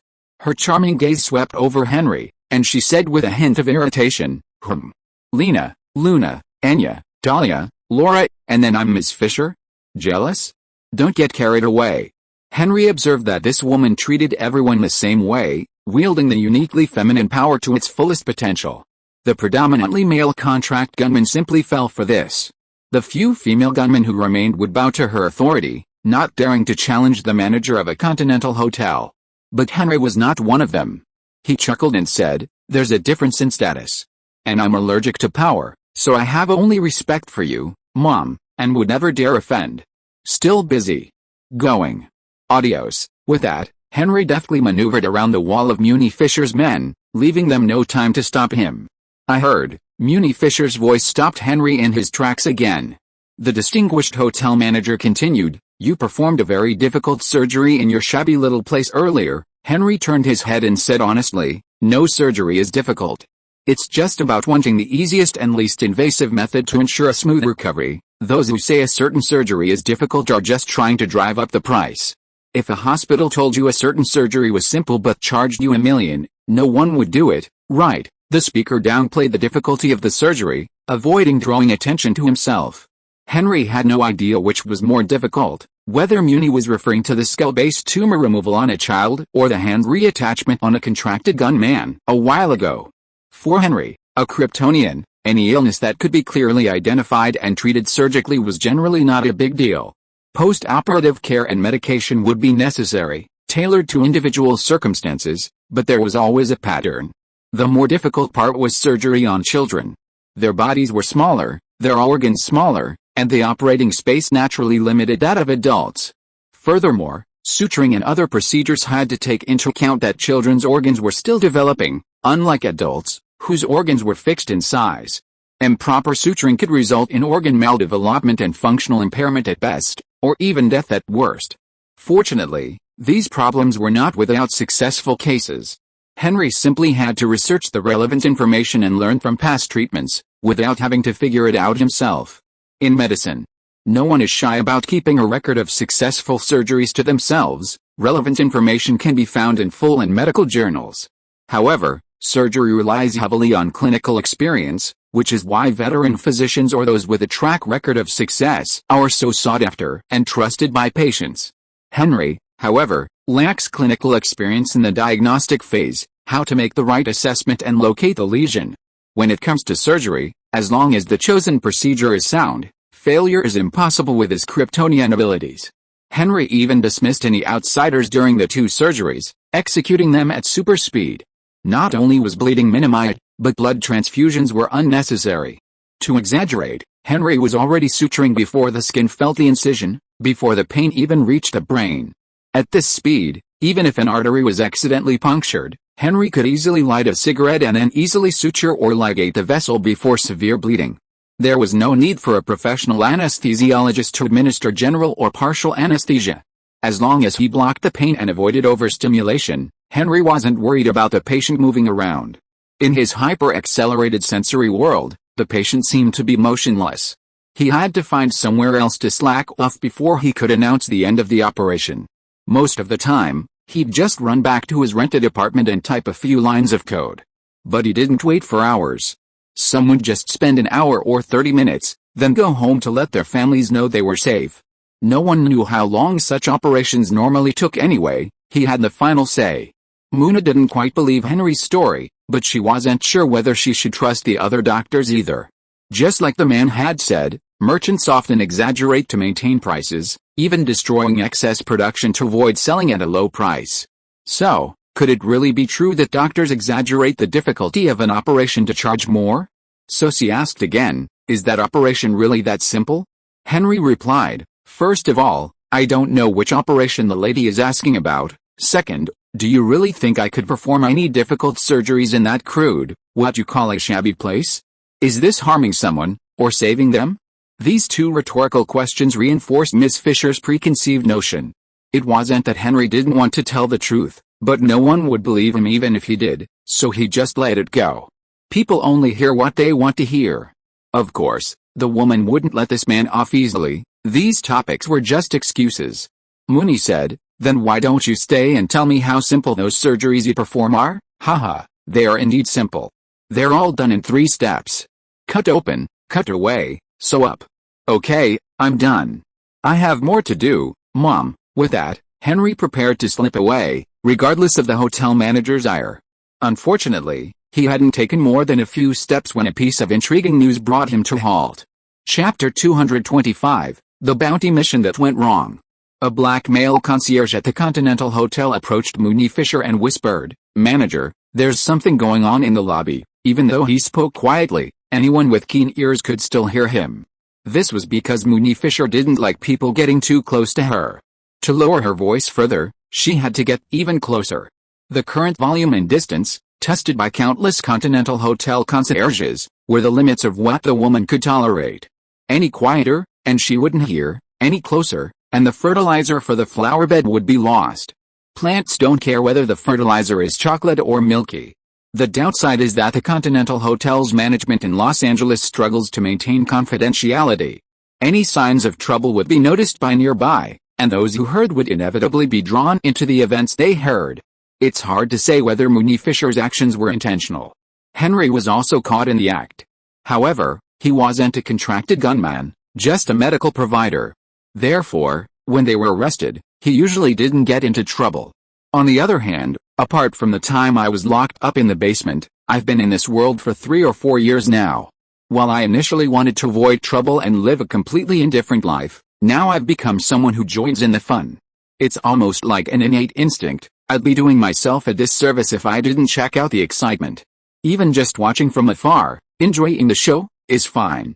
Upon hearing about the trouble in her territory, Mooney couldn't continue to feign indifference. She frowned slightly and asked, What's going on? Is there a problem with the bounty on that tiger? What could it be? The bounty hasn't been paid? Or is the tiger dead? Mooney Fisher asked, heading for the lobby. A few curious people followed quietly, and Henry, seemingly casually, followed suit. He also took the time to ask a familiar face nearby who also loved the fun. Hey, does the Continental Hotel still take on this kind of business? I thought it was all. Henry didn't say it directly. But he formed a pistol with his fingers, pointed it at his temple, and fired a shot. The man being questioned replied, How do you know what those rich people are thinking? As long as they can offer the price and someone's willing to do it, even if it's just exposing yourself on the street, the hotel won't care. They're just posting a bounty here, with a minimum reward of 100,000. Well, the Continental Hotel is just an intermediary platform, using money as a dividing line. They won't bother with anything ridiculous. I think I should research the bounty list. Maybe there are some unique tasks I can take on to earn some extra cash, Henry thought. The black concierge, following behind Miss Fisher, explained, the bounty was paid in full to the hotel's deposit when the bounty was posted. Once the contractor is confirmed to have completed the task, the bounty will be paid. The objective is to capture a tiger cub under 1 year old alive, regardless of gender, so that's no problem. The problem is, the person who posted the bounty is dead, and there's no one to take the tiger. Munira asked in a high voice. Dead? How did he die? Who did it? I heard he was buffalo hunting in Africa and got gored. There was no time to send him to the hospital for treatment, and he died of infection. Strange people always have strange ways of dying. Which is nothing new. Don't think that rich people all die of old age and have grand funerals. Many of their ways of death and their aftermath are unimaginable to ordinary people. Has anyone heard of a patriarch of a prominent family whose body was kept unburied for more than 10 years after his death? But things have to be resolved, so Muni asked, where are the family of the person who put the bounty? Just send the tiger over. The family of the person who put the bounty won't accept it. They don't want the bounty lifted or the reward recovered, but they don't want the tiger either. Let us do with it as we please. This kind of situation has happened before. Anyway, the mission objective has been completed, and the person who put the bounty wants to cancel the mission. The Continental Hotel will not immediately return the reward, but will give out the bounty. Don't say that rich people are the bosses. The missions that the Continental Hotel puts out bounties are either life-threatening or life-threatening. Those contract gunmen paid a huge price to complete a mission. When they were asked to collect the reward, they were told that the mission was cancelled and a bounty was not given. Guess who will go crazy? If the gun-wielding killers go crazy, who will be the one who suffer the most? Do you really think these people are the low-level cattle and horses of an ordinary company, and they have no choice but to follow what the investors say? Do the other group of uncles are powerful and invincible? After similar things happened a few times, the Continental Hotel also knew whose side to consider after such things happened. Do you really think they can clean up the aftermath without any effort? Those guys who think they are rich, just defend them. Who dares to cause trouble for the hotel? If the person who posted a bounty on a specific item cancelled it, the item wouldn't be taken, and the money wouldn't be refunded. At most, the item would be dumped in a warehouse. If it was valuable, another buyer would be found. But, the tiger was alive. How could it be dumped in a warehouse? It couldn't possibly be kept in a mainland hotel.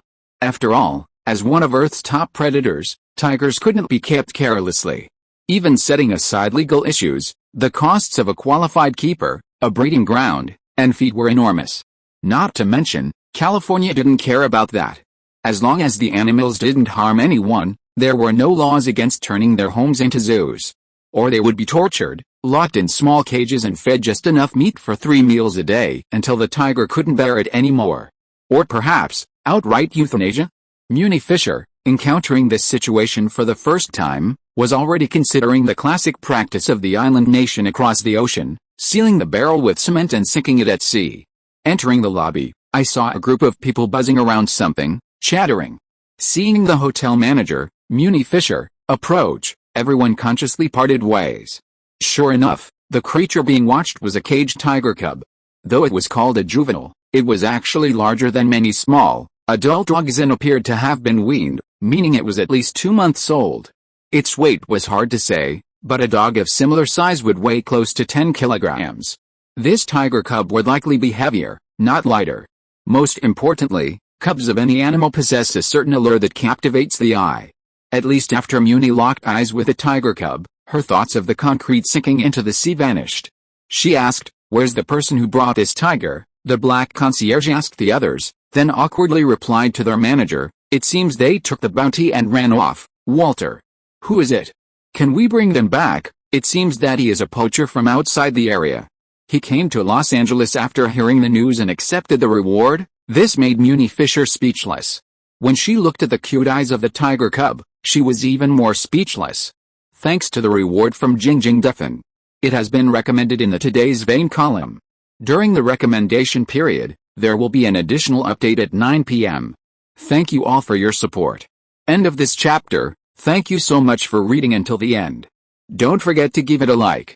Looking for more exclusive content and immediate access? Subscribe to our Patreon. Remember, every like, subscription or donation encourages us to continue. Thank you all. See you in the next video.